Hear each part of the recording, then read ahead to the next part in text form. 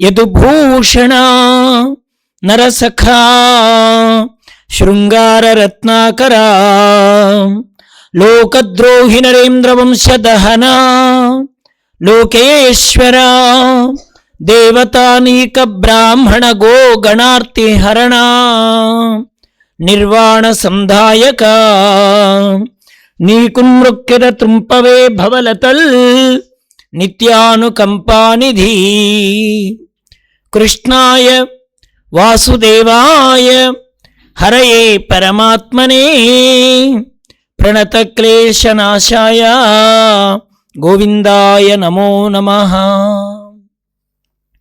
అతిరహస్యంబైన హరిజన్మ కథనంబు మనుజుడెవడేని మాపురేపు చాలా భక్తితోడ చదవిన సంసార దుఃఖరాశి బాసి తొలగిపోవు.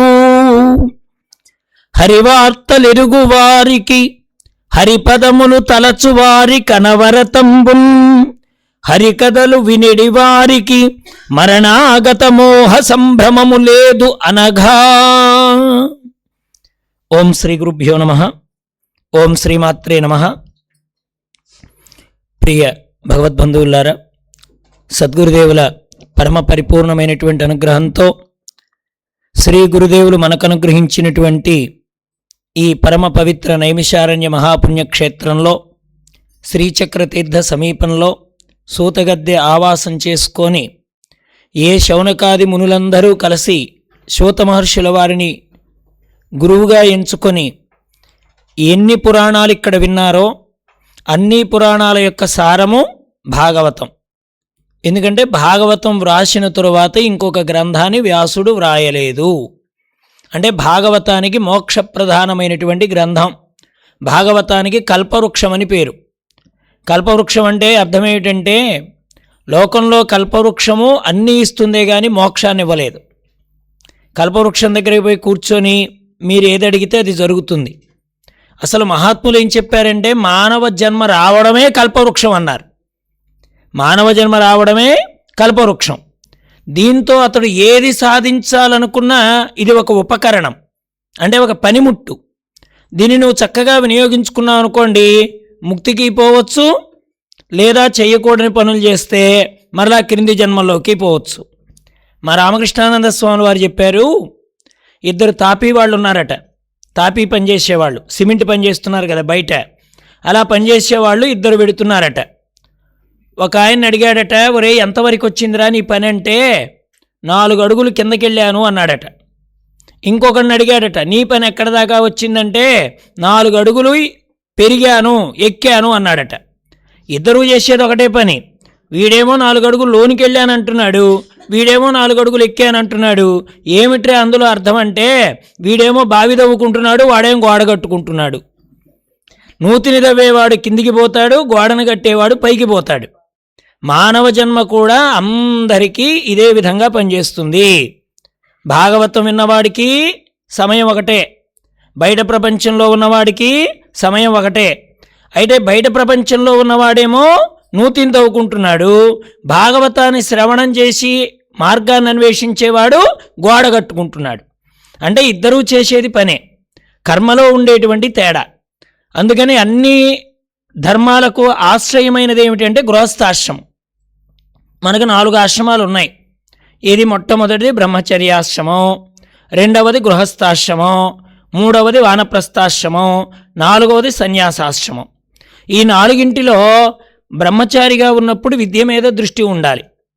గృహస్థాశ్రమంలోకి వచ్చిన తరువాత నీకు ధర్మబద్ధంగా ఏ వ్యక్తినైతే భర్తగా ఇచ్చారో, లేదా పురుషుడు అనుకోండి ఏ వ్యక్తినైతే భార్యగా ఇచ్చారో వారి యందు మాత్రమే ఇంద్రియ దోషం కలిగి ఉండి మిగతా ఎవరిని చూచినా ఏది దోషభావన లేకుండా.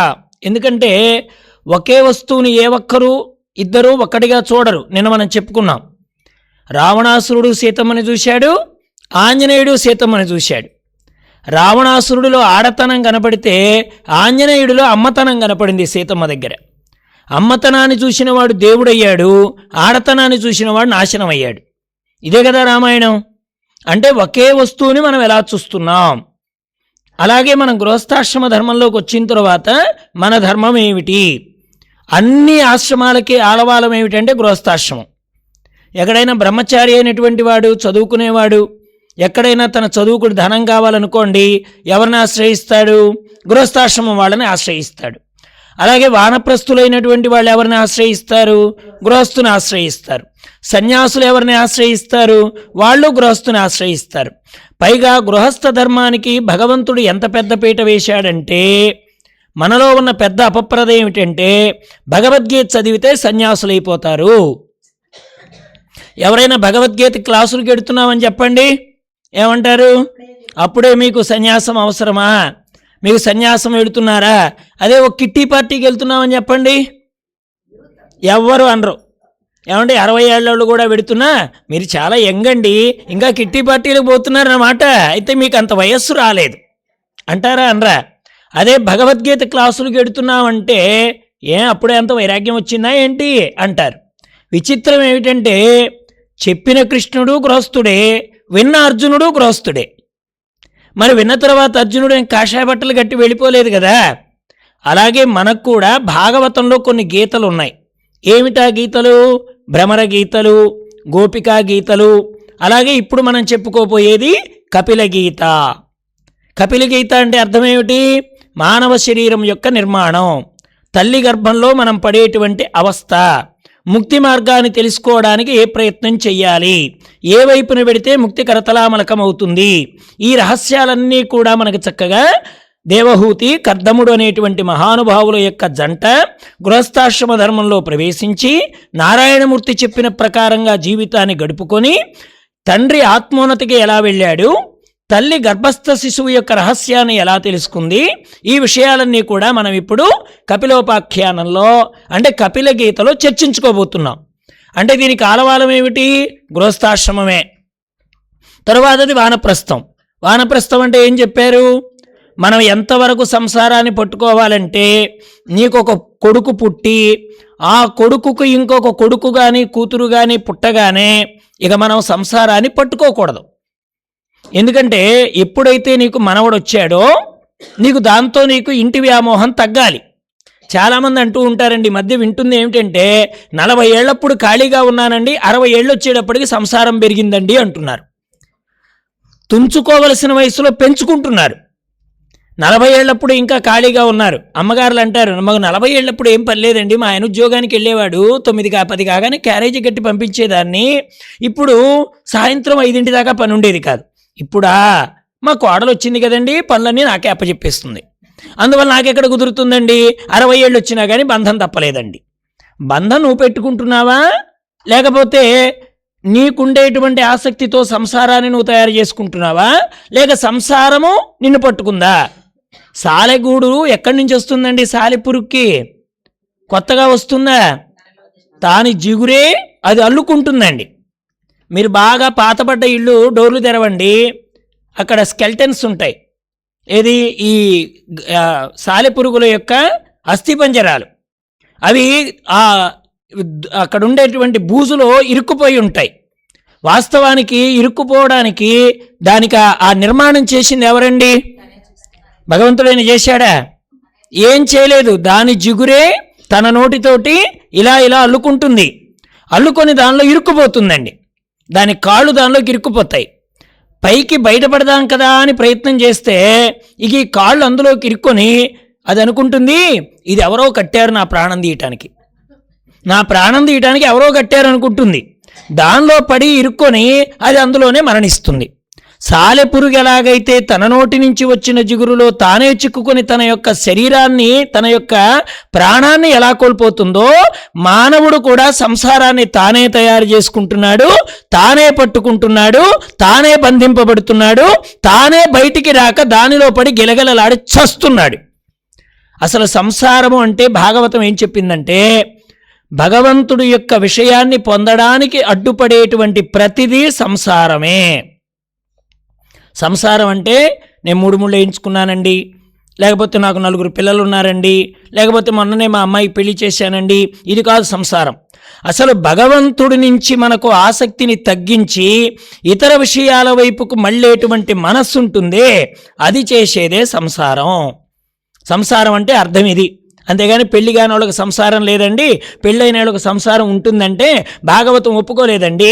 పెళ్లి కాని వాళ్ళకే సంసారం ఉంటుంది. ఇంకా చెప్పాలంటే చాలామంది ఇప్పుడు మనం చూస్తున్నాం కదా, వీడికి బాగా ధైర్యంగా ఉంటాడు పెళ్ళైనటువంటి వాడు, పెళ్లి కాని వాడు రేపు ప్రొద్దున నన్ను ఎవడు చూస్తాడు, నన్ను ఎవడు ఎత్తిపోస్తాడు, ఈ ఆలోచనలన్నీ వస్తాయి మహాత్ములకి. ఊరికే ఉండదండి, మనస్సు కదిలిస్తూ ఉంటుంది. సౌబరి అంతటి మహానుభావుడు భాగవతంలో వయస్సంతా కూడా తపస్సుకు వినియోగించి వృద్ధాప్యం వచ్చేటప్పటికి నీళ్ల దగ్గరికి వెళ్ళి ఆ నీళ్లను త్రాగడానికి ఇలా తీసుకుంటే దానిలో చేపపిల్ల వచ్చింది. ఆ చేపపిల్లని ఇలా వదిలేగానే అది మళ్ళీ వెతుక్కుంటూ వాళ్ళ సంతానాన్ని చేరగానే సౌబరి అనుకున్నాడు, ఇప్పుడు నేను పెళ్లి చేసుకొని పిల్లల్ని కంటే ఎలా ఉంటుంది. మనసు ఊరుకోదండి, కదిలించి మళ్ళీ సంసారాన్ని గుర్తు చేస్తూ ఉంటుంది. కదలకుండా ఉంటేనే తేట నీరు వస్తుంది. కాలు లోపలికి పెట్టి కదిలించాం అనుకోండి, మురికి నీరే ప్రాప్తమవుతుంది. అలాగే మనస్సుని కూడా అలజడిగా ఉన్నప్పుడు, అల్లకల్లోలంగా ఉన్నప్పుడు ఇంకంతకంటే అలజడి కలిగించే విషయాల వైపు తీసుకెళ్ళకూడదు. ఎక్కడ ప్రశాంతత దొరుకుతుందో అక్కడ మనస్సుని కాస్త స్థిమితంగా కూర్చోబెట్టాలి. ఏమంటే త్యాగరాజు మొదలైనటువంటి వాళ్ళు మనస్సుకే చెప్పుకున్నారు బోధంతా. ఎందుకు వస్తుంది తిప్పలంటే మనస్సు ద్వారానే వస్తుంది. నాది అనుకుంటే సంసారం, ఏమండి అంతా నీవే అనుకుంటే వైరాగ్యం. భగవంతుడి దగ్గరికి వెళ్ళి ఈ మాటని మనం అనగలుగుతున్నామా? గజేంద్రుడు అనడానికి ఎన్ని సంవత్సరాలు పట్టిందండి? గజేంద్రుడు అనడానికి 1000 సంవత్సరాలు పట్టింది. నీవే తప్ప నితప్పరం బెరుగ మన్నింపదగుం దీనునిన్ 1000 సంవత్సరాలు పట్టింది అంతా నీవే అని అనడానికి. మరి మనకు ఎన్నాళ్ళు పడుతుందో? ఎందుకంటే గజేంద్రుడు సామాన్యుడు కాదు కదా, ఆయనకే ఇన్ని సంవత్సరాలు పడితే మనకి ఇంకెన్ని సంవత్సరాలు పడుతుంది? అందుకని కాస్త విచారణలోకి వెళ్ళడానికి కపిలోపాఖ్యానాన్ని మనకు దగ్గర చేశాడు. ఇక్కడ ప్రజల్ని సృష్టించడానికి బ్రహ్మదేవుడు ఏం చేశాడంటే కొంతమందిని నియమించాడు ఆయన. దానిలో ప్రజాపతులు అనేటువంటి వాళ్ళు 108 మందిగా మనకు ఈ పురాణాల్లో చెప్పబడ్డారు. వాళ్ళలో కర్దముడు అనేటువంటి ప్రజాపతి 10,000 సంవత్సరాల పాటు సరస్వతీ నదీ తీరంలో తపస్సు చేశాడండి. 10,000 సంవత్సరాలు. 10 నిమిషాలు కదలకుండా కూర్చోమంటే ఏమండి ప్రాణం విలవిలలాడిపోతుంది. ఎందుకని? ఊరకుండదు కాలు. మన వాళ్ళు పెద్దవాళ్ళు చెప్తారే, తిట్టే నోరు తిరిగే కాలు ఊరికే ఉండదు. ఇది ఎవరినో ఒకళ్ళని ఏదో ఒకటి అనాలి, అనకపోతే దీనికి దురద తీరదు. ఇంకోటి ఉంటుంది దీని లక్షణం, తిరక్కపోతే కొంతమంది ఉంటారు, ఏమి ఇలా పని నుండి వచ్చావు, ఏం లేదు ఊరికే తిరిగిపోదామని, ఇంకేం పని లేదు. ఆ తిరిగే బదులు పరమాత్మ సన్నిధిలో పరమాత్మ గురించి మాట్లాడుకుంటే ఏమిటట, ఇన్ని మాటలు మాట్లాడుతున్నామే, ఇంత సమయాన్ని వృధా చేసుకుంటున్నామే, ఈ వినియోగించిన సమయంలో ఏ కొంతైనా నన్ను నేను తెలుసుకోవడానికి ప్రయత్నం చేస్తున్నానా?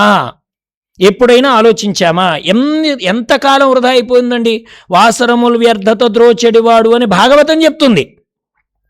దుర్నర వార్తా కథా ప్రపంచములు కర్ణప్రాప్తములు చేసి ఎక్కడెక్కడో విషయాలన్నీ చెవిలో వేసుకుంటావు, ఆ విషయాలన్నీ చర్చిస్తావు.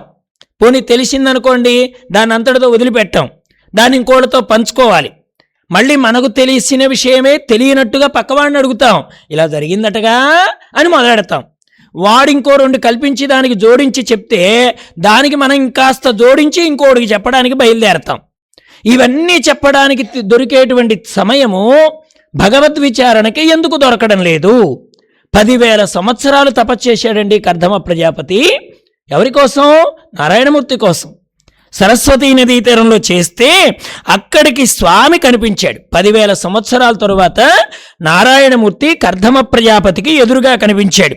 చక్కగా ఆయన ఉండేటువంటి రూపం ఉంది కదా, చక్కనైనటువంటి కిరీటం, విశాలమైనటువంటి ఫాలభాగం, చక్కనైనటువంటి ముక్కు, అందమైనటువంటి రూపం, ఈ చూడచక్కనైనటువంటి కేశ సంపద, వీటన్నింటితో ఎదురుగా కనబడితే కర్దముడు తపస్సుకు మెచ్చి ఆ శ్రీహరిమూర్తిని దర్శించగలిగాడు. ఇప్పుడు మనం ఈశ్వరుణ్ణి ఏ రూపంతో ప్రార్థిస్తామో ఆయన కూడా ఆ రూపంగానే దర్శనమిస్తాడు. మనం ఏదైతే కోరుకుంటున్నామో ఎదురుగా ఉండేటువంటిది అలాగే కనబడుతుంది. మనం మంచి మనస్సుతో దర్శిస్తే మంచిగానే కనబడుతుంది. రామచరిత మానసం రాసేటప్పుడండి తులసీదాసు గారు ఈ సుందరకాండలో ఆంజనేయ స్వామి వారి గురించి వర్ణిస్తూ అక్కడ ఉండేటువంటి కొలను, ఆ కొలంలో ఉన్న తామరలు, ఇవన్నీ వర్ణిస్తూ ఒక మాట చెప్పాడు ఆయన. ఎవరు? తులసీదాసు గారు. అక్కడ లంకలో కొలంలో తామరలు చాలా చక్కగా కనిపిస్తున్నాయి, ఆ తామర పూలన్నీ తెల్లగా కనిపిస్తున్నాయని రాశాడు. వెంటనే ఆంజనేయుడు తులసీదాసు దగ్గరికి వచ్చి, ఏమయ్యా, నేను ఐ విట్నెస్, నేను డైరెక్ట్గా చూసిన వాడిని, నువ్వేమో వ్రాసిన వాడివి, మరి నేను చూసినప్పుడు అవన్నీ ఎర్రగా కనిపించాయే, నీకెందుకు తెల్లగా అని కనిపించినట్టుగా వ్రాసావు, తెల్లగా ఉన్నట్టుగా నేను చూశానా అని అంటే, కాదయ్యా, నాకు నా రాముడు చెప్పాడు. నేను ఈ రామచరితమానసం ఏదో ఉవ్వుసుపోక రాయడానికి కూర్చోలేదు, నా రాముడు నాకు ప్రేరణిస్తే నేను వ్రాయడానికి కూర్చున్నాను. ఇక వెంటనే రాముడి దగ్గరికి వెళ్ళింది ఆ తగవు. రామచంద్రమూర్తితో అన్నాడు ఆంజనేయుడు, స్వామి, వెళ్ళిన వాడిని నేను కదా, అక్కడ కలువ పూలు, ఇవి తామర పూలు అన్నీ ఉన్నాయి, అవన్నీ ఎర్రగా ఉంటే ఈ తులసీదాసేవుడి స్వామి తెల్లగా ఉన్నాయని రాశాడు, ఎవరిది సరైనటువంటిది నిర్ణయం? వెంటనే రాముడు అన్నాడు, తులసీదాసు చెప్పిందే సత్యం.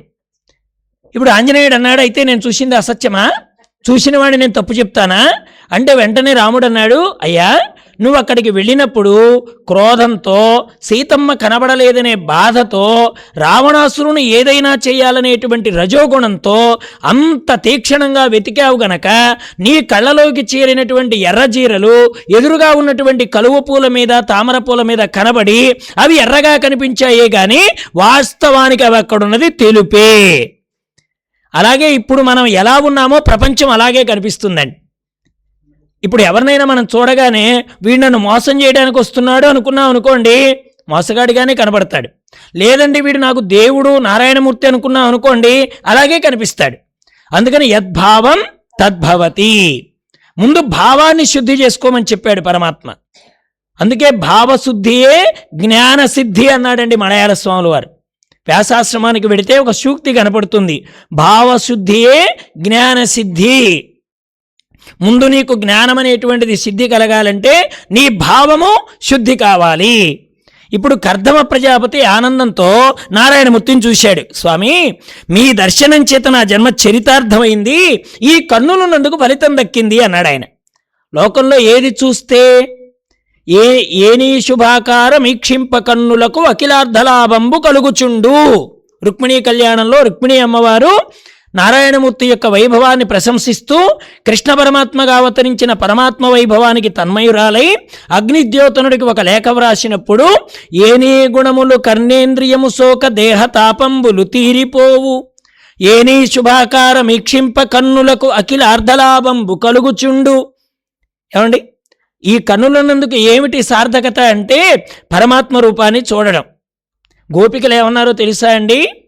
భాగవతంలో కృష్ణ పరమాత్మతో అన్నారు, కృష్ణ, మాకు అంతా బాగానే ఉంది కానీ ఆ బ్రహ్మకు 4 తలలిచ్చి తప్పు చేశావేమో అనిపించింది అన్నారు.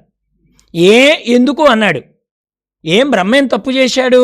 మీకు జన్మిచ్చాడు, నాతో సాంగత్యం ఇచ్చాడు, నాతో తిరిగే భాగ్యం ఇచ్చాడు, నన్ను పట్టుకు నడిచేటువంటి అదృష్టం ఇచ్చాడు, నా చేతి ముద్ద తినేటువంటి ఇంత వైభవమైనటువంటి జన్మనిచ్చాడు, ఏమిటి ఆయన చేసిన లోపం అని అడిగాడటండి కృష్ణయ్య. గోపికలు అన్నారట, ఇంత చేసిన బ్రహ్మగారు ఆ కనురెప్పలు ఎందుకు పెట్టాడయ్యా? వాళ్ళు అడిగారు, ఇంత చేసిన బ్రహ్మగారు కనురెప్పలు ఎందుకు పెట్టాడు? ఎందుకని? నిన్ను చూడ్డానికి ఎదురుగా కూర్చుంటే ఈ పాడు కనురెప్పలు మాటి మాటికి పడుతూ నీ సౌందర్యాన్ని అనుభవించనివ్వకుండా చేస్తున్నాయి కదా, అందుకని బ్రహ్మకు బుద్ధి లేదు అన్నారు. గోపికలు చెప్పినటువంటి మాట అది. అందుకని ఏనీ శుభాకారమీక్షింప కన్నులకు అఖిలార్ధలాభంబు కలుగుచుండు. 10,000 సంవత్సరాలు తపశ్చేస్తే కానటువంటి పరమాత్మ యొక్క దర్శనం మనకు భాగవతంలో లభ్యమవుతుందండి. భాగవతంలో కస్తూరీ తిలకం లలాట ఫలకే వక్షస్థలే కౌస్తుభం నాసాగ్రే నవమౌక్తికం కరతలే వేణుం కరే కంకణం సర్వాంగే హరిచందనంచ కలయం కంఠే చ ముక్తావళిం గోపస్త్రీ పరివేష్టితో విజయతే గోపాల చూడామణిం అని కృష్ణకర్ణామృతంలో శ్లోకం అది. ఆయన లీలాసుకులు వారు చెప్పారు అది శ్లోకాన్ని. ఆయన వాస్తవానికి కళ్ళున్నాయి. ఒకప్పుడు ఆయన బిల్వమంగళుడు అని ఆయనకు పేరు. చింతామణి నాటకం చూసేవాళ్ళకు తెలుస్తుంది బిల్వమంగళుడు అని. ఆయన ఓ రోజున చింతామణి సౌందర్యమైందు ఆసక్తి కలిగి బాగా వర్షం పడుతుంటే ఈ రాత్రిలో చింతామణి ఒంటి మేడలో ఎలా ఉందో చూద్దామని ప్రవాహంలో తాను వెళ్ళడానికి ఉద్యుక్తుడై వెడుతుంటే ఆయన కిందకి ఒక మొద్దొచ్చి చేరింది. తుంగ నీళ్ళలో తేలుతూ ఉంటాయి కదా ఎండిపోయినటువంటి తుంగలు. ఆ తుంగని పొట్ట కింద చేర్చుకొని ఇలా అనుకుంటూ ఏది చింతామణి గృహానికి వెళ్ళి ఈ మొద్దుని మళ్ళీ తిరిగి వెళ్ళడానికి బాగుంటుంది కదా అని పక్కన పెట్టాడు. ఈవిడ దగ్గరికి వెళ్ళి తలుపు కొడితే ఆవిడ తలుపు తీసి, ఏమయ్యా ఇంత రాత్రి వెళ్ళొచ్చావు, నువ్వు ఒంటి స్తంభం మేడలో ఇంత చీకట్లో ఇంత వర్షంలో ఎలా ఉన్నావో చూద్దామని వచ్చాను, ఇంత పని చేశావయ్యా, అసలు ఈ కన్నులకి ఈ చర్మ సౌందర్యం నీకంతటి వైభవాన్ని కలిగింపజేసిందా, ఈ కళ్ళతో కృష్ణుడిని ఎందుకు దర్శించలేకపోయావు నీవు అని ఆవిడ కాస్త బోధ చేస్తే దానికి ఆయన కొద్దిగా మనస్సు స్థిమితపడి మళ్ళీ వెనక్కొచ్చాడు. వచ్చి ముద్దు కోసం వెతుక్కుంటున్నాడు. అది ముద్దు కాదండి, భార్య శవం. తన భర్త నీళ్లలో పడిపోతున్నాడే అర్ధరాత్రి వేళ, ఏమైపోతాడో అని తాను దూకితే ఆవిడ ప్రాణం పోయి ఆవిడ దుంగలాగా భర్త క్రిందకు చేరిపోయింది. ఇప్పుడు వ్యామోహం ఏం చేసింది, అది భార్య శరీరం అనేటువంటి దృష్టిని అది పోగొట్టేసింది. వెంటనే అప్పుడు ఆయనకి జ్ఞానోదయమై, ఈ కళ్ళు లేకుండా ఇది ఉండబట్టే కదా ఈ సౌందర్యం కనబడుతోంది అని ఆయన రెంటిని పెకిలించేసుకున్నాడు. ఆ తరువాత ఆయన కృష్ణకర్ణామృతం అనే గ్రంథం రాశాడు. అంటే భగవంతుడి యొక్క వైభవం దర్శించాలంటే ఇంత కష్టం, 10,000 సంవత్సరాల తపస్సు. ఆనందపడిపోయాడు కర్దమ ప్రజాపతి. స్వామి, నీ మాయ చేత నశింపచేయబడిన బుద్ధి కలిగినటువంటి జనులు సంసారం అనేటువంటి సముద్రాన్ని దాటించడానికి నావ వంటివి నీ పాదాలు. లోకంలో దేన్ని ఆశ్రయిస్తే మన దుఃఖాలన్నీ పోతాయండి? లోకంలో చిన్న చిన్న కష్టం రాగానే ఎవరు కనబడితే వాళ్ళ కాళ్ళకు మొక్కడానికి ప్రయత్నం చేస్తాం కదా. మన కష్టాన్ని తొలగిస్తారు అని అనుకోగానే అందరి పాదాలు పట్టుకోవడానికి ప్రయత్నం చేస్తాం. కానీ కర్దమ ప్రజాపతి ఏమంటున్నాడు, అన్నీ దాటించే నీ పాదాలని ఆశ్రయించాలి, కానీ ఇక్కడ ఎవరెవరో వాళ్ళ పాదాలు ముట్టుకుంటే ఏమొస్తుంది? ఎందుకని? నేను ముట్టుకోబడ్డ పాదాలు కలిగిన వాడే బంధనంలో ఉన్నాడు గనక. బంధనంలో ఉన్నవాడు ఇంకొకటి బంధాలు తొలగించగలుగుతాడా? వాడే బంధంలో ఉన్నాడండి. బంధంలో ఉన్నటువంటి వాడు ఇంకొకటి బంధాలు తొలగించగలుగుతాడా? లేదు కదా. బంధ విమోచనుడు ఈశుండు అని భాగవతానికి పేరు. అంటే అందరి బంధాలు తొలగించగలిగిన వాడు, మన బంధాలన్నీ కూడా రహితం చేసేటువంటి వాడు, మళ్ళీ బంధనంలో పడకుండా ఉండేట్టుగా చేసేటువంటి వాడు పరమాత్మ ఒక్కడే. అందుకని ఆయన పాదాలను ఆశ్రయించడమే నిజమైనటువంటి బుద్ధి. కాబట్టి స్వామి, మాయలో పడి ఏదో సాక్షాత్కరించినటువంటి భగవానుణ్ణి చిన్న చిన్న కోరికలు ఎవరైనా అడుగుతారండి? మా రామకృష్ణానంద స్వామి వారు చెప్పేవారు, వెనకటికి ఎవడో బాగా రాజుగారి యొక్క దర్శనం కోసం అర్జీలు పెట్టుకొని ఆఖరికి ఎప్పుడో వాడికి కొన్ని సంవత్సరాల తర్వాత అపాయింట్మెంట్ దొరికిందట రాజుగారిని కలవడానికి. అబ్బాయి, ఈ రోజున 11 గంటలకి నువ్వు రాజుగారిని కలవాలి అని చెప్పారు. వీడు ఇంత అపాయింట్మెంట్ సంపాదించి రాజుగారి దగ్గరికి వెళ్ళి నిలబడి రాజుగారు అడిగారు, అబ్బాయి నీకేం కోరిక కావాలి అంటే, నా చుట్టంటించుకోవడానికి అగ్గిపెట్టి కావాలి అన్నాడట వాడు. అంటే చూడండి, ఇంత శ్రమపడి రాజుని ఆశ్రయించిన తరువాత వాడు మళ్ళీ ఈ దుఃఖంలోకి రాకుండా ఉండాలని కోరుకోవాలా? ఉన్న దారిద్ర్యం పోవాలని కోరుకోవాలా? లేకపోతే చుట్టకి నిప్పు ఏ ఇంటికి పోతే ఇవ్వరండి? దీన్ని అడగాల. అంటే మనం కూడా అత్యున్నతమైనటువంటి మానవ జన్మను సంపాదించి స్వామి నీవు కావాలి అని అడగడాన్ని ప్రక్కన పెట్టి ఇవి కావాలి అని మనం కొన్ని కోరికలు చెప్తున్నాం. అంటే అది ఎట్లా ఉందంటే, గొప్పదైనటువంటి పెన్నిధి దగ్గరికి వెళ్ళి చాలా అల్పమైనది అడిగినట్లుగా మనం కూడా ఇలాగే అడుగుతున్నాం. కర్దముని అడిగాడు పరమాత్మ, నాయనా నీకేం కావాలి? ఇంత చక్కగా తపస్సు చేస్తున్నావే. ఇంకోటి చేశాడు అక్కడ పరమాత్మ. ఇంత అద్భుతంగా 10,000 సంవత్సరాల పాటు తన గురించి పడిన తపనకి పరమాత్మ కన్నీరు విడిచాడటండి. లోకంలో పరమాత్మ కూడా కన్నీరు విడిస్తాడు, పరమాత్మ కూడా బాధపడతాడు. ఎప్పుడు? మనం ఆయన కోసం తపించినప్పుడు ఆయన కూడా కన్నీళ్లు విడుస్తాడు. తనకు సరైనటువంటి భక్తుడు లభిస్తే అది ఆనందం పట్టలేక పరమాత్మ కూడా ఎగిరి గంతేస్తాడటండి. అంటే భాగవతోత్తముడైనటువంటి వాళ్ళతో సహచర్యము, భగవంతుడితో అనుబంధం కలిగినటువంటి వాళ్ళ యొక్క సహచర్యము, అది ఎంత ఆనందాన్ని ఇస్తుందో మనకు భాగవతం చెప్పింది. భగవంతుడు పరవశించిపోయి, ఇదిగో ఇంతమంది సృష్టిలోకి వచ్చారయ్యా, కానీ నీలాగా నా కోసం శ్రమపడి దేహాన్ని తృణప్రాయంగా పెట్టి మనస్సును నాయందు చేర్చి ఇంకే కోరిక లేకుండా నిశ్చలంగా ఉన్నవాడిని నిన్నే చూశాను, నీకేం కోరిక కావాలో కోరుకో అంటే వెంటనే ఆయన అనుకున్నాడు, మా నాన్నగారు నన్ను వివాహం చేసుకో అని అంటున్నారే, మానవుడికంటూ కొన్ని రుణాలు ఉన్నాయి. ఏమిటా రుణాలు? తల్లిదండ్రి రుణం తీర్చాలి, మాతాపితృ రుణం మొదటిది, రెండవది ఋషి రుణాన్ని తీర్చాలి, తర్వాతది దేవరుణాన్ని తీర్చాలి. ఈ రుణాల్లో మనం మన శాయశక్తుల వీటిని తీర్చడానికి ప్రయత్నం చేయాలి. వాటిలో తండ్రి రుణము తల్లి రుణము చాలా గొప్పది. అందుకనే మహాత్ములు చెప్తారు, తల్లి రుణము ఎప్పుడు తీరుతోందంటే, ఆ పుట్టినటువంటి ఒక పిల్లాడు ఉంటాడే, వాడేదో అంటాడు, అమ్మా నేను మొదటి శారలీతో నీకు చీర తీసుకొచ్చేసానమ్మా, నీ రుణం తీరిపోయింది అంటే, ఈ చీరలతోటన్నో చెప్పేటువంటి మాటలతోనన్నో ఇచ్చే నగలతో రుణం తీరిపోదురా, మళ్ళీ ఆ అమ్మని గర్భాన పుట్టగలిగితే అప్పుడు నీకు రుణం తీరుతుంది అని చెప్పారు.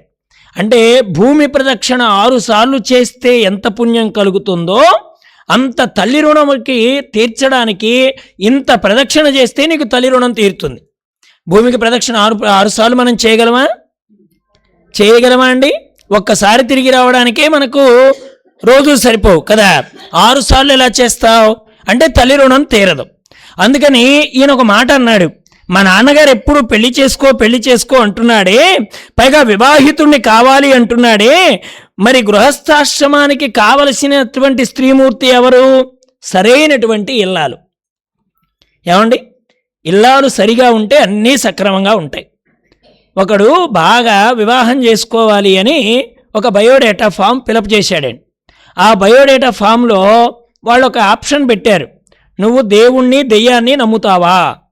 వాడన్నాడు, దేవుడి మీద దెయ్యం మీద రెంటి మీద నాకు నమ్మకం లేదు, నాన్సెన్స్, ఇది కొట్టేయాలని వాడు సున్నా చుట్టాడు. సరే, ఈ బయోడేటా అమ్మాయిల తల్లిదండ్రుల దగ్గరికి వెళ్ళింది. చాలామంది వీడికి దేవుడు అంటే నమ్మకం లేదు, దెయ్యం అంటే భయం లేదు, భయము భక్తి రెండు లేకపోతే సంసారం చాలా కష్టం, కాబట్టి ఇలాంటి వాడు మనకు పనికిరాడు అని రిజెక్ట్ అంటున్నారు. వాళ్ళలో ఒక అమ్మాయి ఆ బయోడేటా తీసుకొని, నానా నేను వీడిని పెళ్లి చేసుకుంటాను అంది. వెంటనే వాడు తల్లిదండ్రులు అన్నారు, వాడికి దేవుడు అంటే భక్తి లేదు, దెయ్యం అంటే భయం లేదు, నువ్వెందుకే వాడిని పెళ్లి చేసుకుంటావంటే, నాన్న ఒక్కసారి నన్ను ఇచ్చి వాడికి పెళ్లి చేయి, నేను అనుకూలంగా ఉన్నానా దేవుడు అంటే తెలుస్తుంది, నేను ప్రతికూలంగా ఉన్నానా దెయ్యం అంటే ఏంటో తెలుస్తుంది. దేవుడు దెయ్యం రెండూ తెలుస్తాయి వాడికి ఈ దెబ్బతో. కాబట్టి ఒకసారి నన్ను ఇచ్చి చేయి వాడికి. ఏమండి, కాబట్టి ఇక్కడ పరమాత్మ ఏమంటున్నాడు, గృహస్థాశ్రమ ధర్మంలో భార్య అనుకూలంగా ఉండాలి. భార్య అనుకూలంగా లేకపోతే దానికంటే పెద్ద నరకం వాడు ఇక్కడే చూస్తాడు. ఎక్కడ చచ్చిపోయిన తర్వాత యమలోకంలో కాదు నరకం చూసేది, వాడు ఇక్కడే చూస్తాడు. అందుకనే ఒక మహాత్ముడు అన్నాడు, కబీర్ దాస్ దగ్గరికి వచ్చి, కబీర్ గారు నేను పెళ్లి చేసుకుంటే బాగుంటుందా, సన్యాసం తీసుకుంటే బాగుంటుందా? పెద్దల సలహాలు తీసుకోవాలండి. వెంటనే కబీరు మిట్ట మధ్యాహ్నం 12 గంటల సమయంలో ఈయన నూలు ఉడుకుతున్నాడండి. వాళ్ళకి వృత్తి ఉంది కదా, చేనేత వృత్తి, ఆ బట్టలు నేస్తున్నాడు ఆయన. వెంటనే లోయి దీపం తీసుకురా అన్నాడు. కబీర్ దాస్ గారి భార్య పేరు లోయి. ఆవిడ దీపం తీసుకురా అనగానే వెంటనే దీపం తీసుకొచ్చింది. అక్కడ కూర్చో అన్నాడు ఆయన, కూర్చుంది. తర్వాత వెంటనే ఒక 10 నిమిషాలు 15 నిమిషాలు కాగానే ఇక లోపలికి వెళ్ళిపో. సరే లోపలికి వెళ్ళింది. ఇప్పుడు అర్థమైందా అన్నాడు ఆ అబ్బాయిని. ఏమర్థమైంది? రమ్మన్నావు వచ్చింది, కూర్చోమన్నావు కూర్చుంది, వెళ్ళమన్నావు వెళ్ళింది, ఏమిటండి ఇందులో నేను అర్థం చేసుకోవాల్సింది అంటే, అప్పుడు కబీర్ చెప్పాడు, మిట్ట మధ్యాహ్నం 12 గంటల సమయంలో సూర్యుడు నడినెత్తిని వెలుగుతోండగా ఈ సమయంలో దీపం పట్టుకురా అని నా భార్యతో చెప్తే నీకేమైనా మతి చెలించిందా? 12 గంటలప్పుడు దీపం అడుగుతున్నావు, నీలాంటి వాడికి ఇచ్చి నా జీవితం నాశనం చేశారని అనకుండా భర్త చెప్పిన మాటకు అవునని 12 గంటలప్పుడు దీపం పట్టుకొని గడపట్లో కూర్చొని నేను ఉండమన్నంతసేపు ఉండి లోపలికి వెళ్ళమన్నప్పుడు వెళ్ళింది కదా, ఇలాంటి భార్య ఉంటే సుఖము అన్నాడు. వాడు అనుకున్నాడు, ఎన్ని జన్మల పుణ్యం చేస్తే ఇలాంటి ఆవిడ దొరుకుద్ది, ఇక లాభం లేదు, సన్యాసం తీసుకోవాల్సిందే. అదేమన్నా తేలిక అనుకున్నావా, దా చూపిస్తాను అని ఓ పెద్ద కొండ దగ్గరికి తీసుకెళ్ళాడు. ఆ కొండ మీద ఒక సన్యాసి ఉంటున్నాడు. ఈయన కింద ఉన్నాడు, కబీర్ గారున్న ఈ పిల్లాడిద్దరు కింద ఉన్నారు. ఉండి పిలుస్తున్నాడు కబీర్ గారు, ఏమయ్యో రా రా అని పిలుస్తుంటే ఆయన పాపం పరుగున వస్తున్నాడు. అక్కర్లేదు మా సమస్య తీరిపోయింది, వెళ్ళండి స్వామి అనగానే పాపం ఎక్కుతున్నాడు పెద్ద ఆయన. అలా 2 మార్లు 3 మార్లు తిరిగిన తర్వాత అప్పుడు ఆ అబ్బాయితో అన్నాడు, అబ్బాయి అంత పెద్ద ఆయన పైనుండి నేను ఇన్ని మార్లు క్రిందికి పైకి తిప్పినా మీకేం పని పాట లేదా అని ఏసడించుకోకుండా, కోపగించుకోకుండా, శాంతంగా, ఓర్పుగా 1కి 2, 3 మార్లు ఎలా దిగి మళ్ళీ తిరిగి ఎక్కాడో అలాంటి ఓర్పు ఉంటే సన్యాసం సుఖము అన్నాడు. వాడు అనుకున్నాడు, ఇది ఎన్నిసార్లు సాధన చేస్తే వస్తుంది, ఏమండి, ఎంత ఓర్పు ఉంటుందా? కాబట్టి వెంటనే వాడు అన్నాడు, అలాంటి భార్య దొరకడం దుర్లభమే, ఇలా ఉండడము దుర్లభమే అన్నాడు. అప్పుడు వెంటనే నీ కర్మ ప్రకారం ఏదొస్తే అది చేసుకో, కబీర్ గారు చెప్పిన మాట. అలాగే ఇక్కడ ఈయన కూడా అన్నాడు, అనుకూలమైన భార్య కావాలయా, గృహస్థాశ్రమం చక్కగా సాగాలంటే, అందుకని చక్కగా జీవితంలో నాకు తోడుండేటువంటి భార్య కావాలి అన్నాడు. దీనికి పరమాత్మ ఏమన్నాడు, నీలాంటి గొప్పవాడు, నీలాంటి భాగవతోత్తముడు, నీలాంటి భక్తుడు, అలాంటి భక్తుడిని నాన్నని పిలవాలని నా కోరికగా ఉంది అన్నాడండి నారాయణుడు. ఆయన కోరుకున్నాడు. మనమందరం ఆయన దగ్గరికి వెళ్ళి మాకు అది కావాలి ఇది కావాలని అడుగుతున్నాం కదా. ఆయన ఏమంటున్నాడు, నీలాంటి వాడు తండ్రిగా కావాలి. సరే, నీకు ఒక రహస్యం చెప్తానయ్యా. ఇక్కడికి దగ్గరలో స్వయంభూ మనువు అనేటువంటి మహానుభావుడు ఒక ఆయన ఉంటున్నాడు. ఆయనకు భార్య ఉంది, శతరూప అనే ఆవిడకి పేరు. ఇక వీళ్ళిద్దరికీ కూడా ఏకైక కూతురు.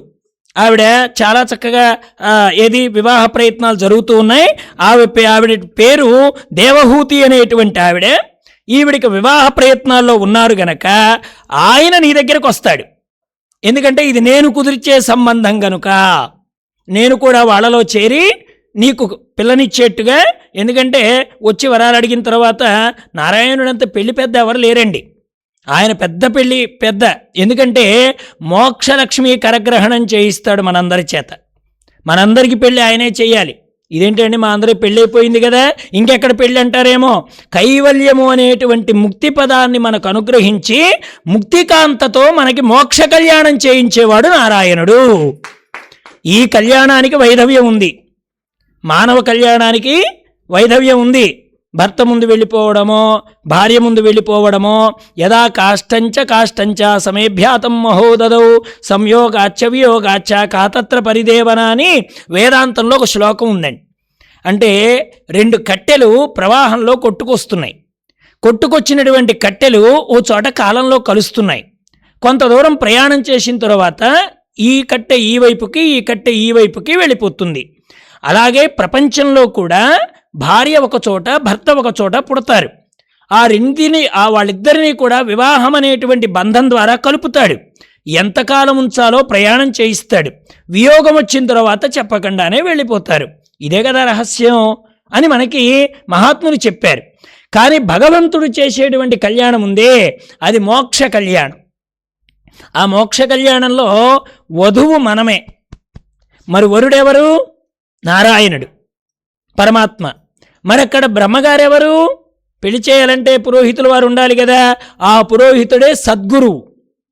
ఏమండి, అక్కడ తాళిబొట్టు ఉండాలి కదా. ఏమిటా తాళిబొట్టు అంటే నిత్య బ్రహ్మచింతనం అనేదే తాళిబొట్టు. నిత్య బ్రహ్మచింతన. తాళిబొట్టు తీయకూడదంటారు కదండి. బ్రహ్మచింతన కూడా ఏ సమయంలో కూడా మరవకూడదు అని అర్థం అక్కడ.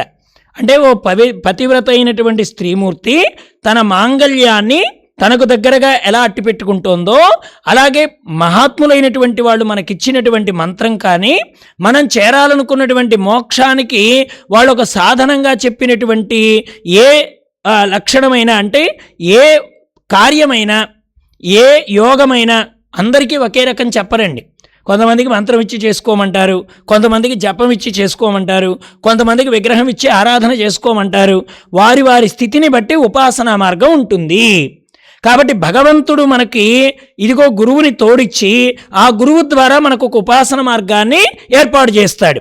ఆ ఉపాసన మార్గం ద్వారా నిత్య బ్రహ్మచింతనం అనేది తాళిబొట్టుగా చేసి సద్గురుదేవులే పురోహితులుగా ఉండి మోక్షం అనేటువంటి కళ్యాణం మనకు జరిపిస్తాడన్నమాట.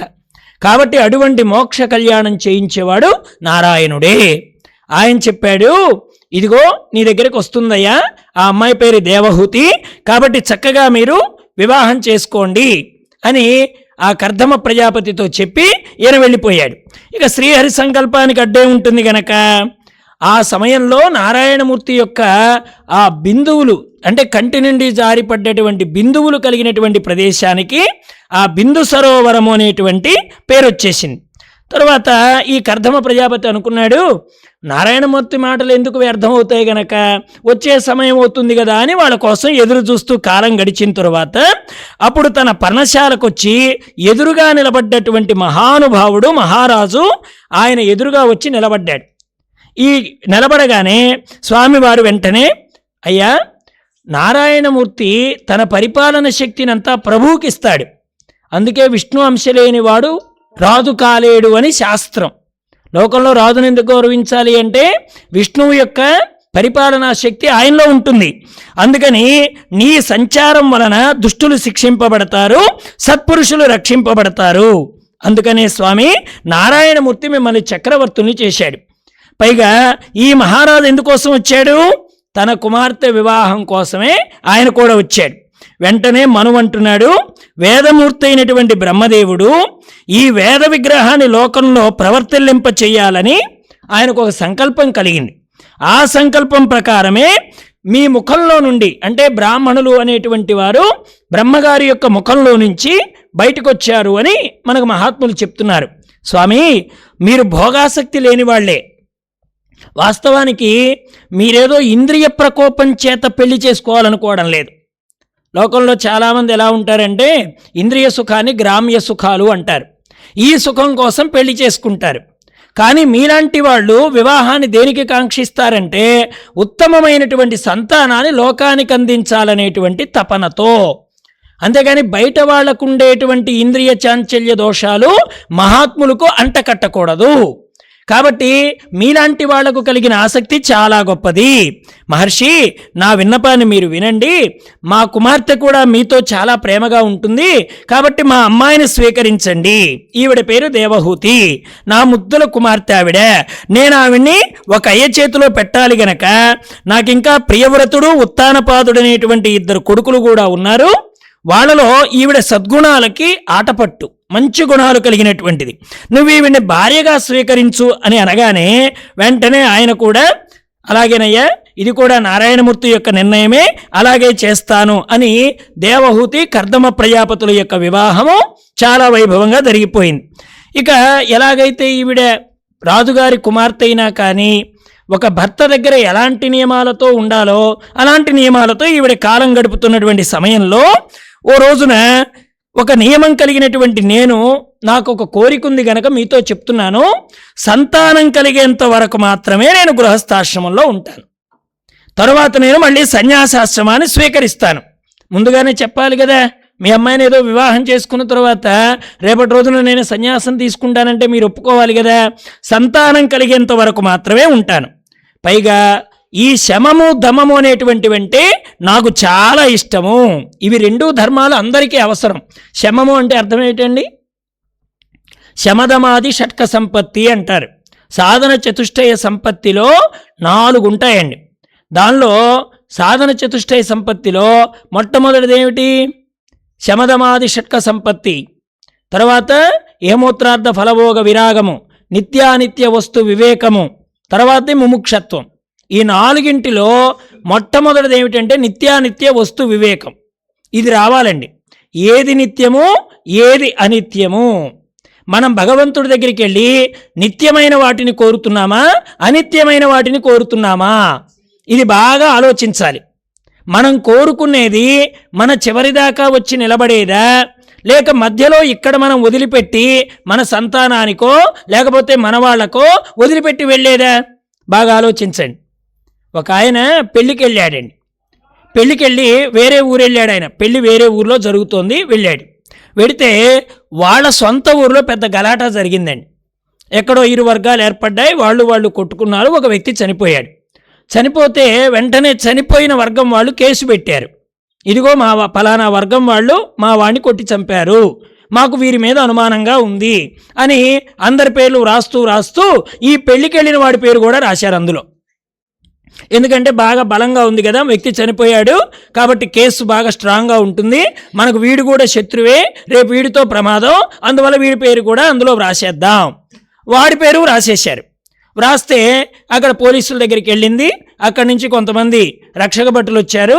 అయ్యా మీ పేరు కూడా ఇందులో ఉంది, మీరు రావాల్సిందే. వాడన్నాడు, నేను ఆ రోజున ఊళ్ళోనే లేనండి, నాకేం తెలియదు, కావాలంటే నేను మా వాళ్ళు అక్కడ సాక్ష్యం ఉన్నారు. వాళ్ళేమంటున్నారు, సాక్ష్యాలని జడ్జి గారు చూస్తారయ్యా, మేము మాత్రం ఇందులో పేర్లు ఉన్నాయి, తీసుకుపోవాల్సిందే. సరే తీసుకుపోయారు. తీసుకుపోయిన తర్వాత జడ్జి గారి ముందు వీడు ఏకరవ పెడుతున్నాడు.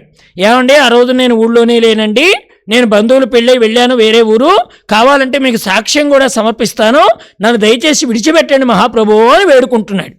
సరే జడ్జి గారికి ఏమోలో వాడి మీద ఒక జాలి కలిగింది. ఆయన అన్నాడు, అబ్బాయి సాక్ష్యం ఉందని నీ నోటితో చెప్పడం కాదు, సాక్ష్యం బోనులోకి వచ్చి ఇక్కడ చెప్పాలి, అలా గట్టిగా చెప్పగలిగితే నేను విడుదల చేస్తామన్నారు. వాడు బ్రతుకు జీవుడా అంటూ బయటకు వచ్చాడు. వచ్చి వాడికి మంచి ఫ్రెండ్స్ 3 ఉన్నారు ఆ ఊర్లో. ఏది పెళ్ళికి వెళ్ళి వాళ్ళతో కలిసి వాళ్ళతో భోంచేసి కొంతసేపు ఉన్నాడు.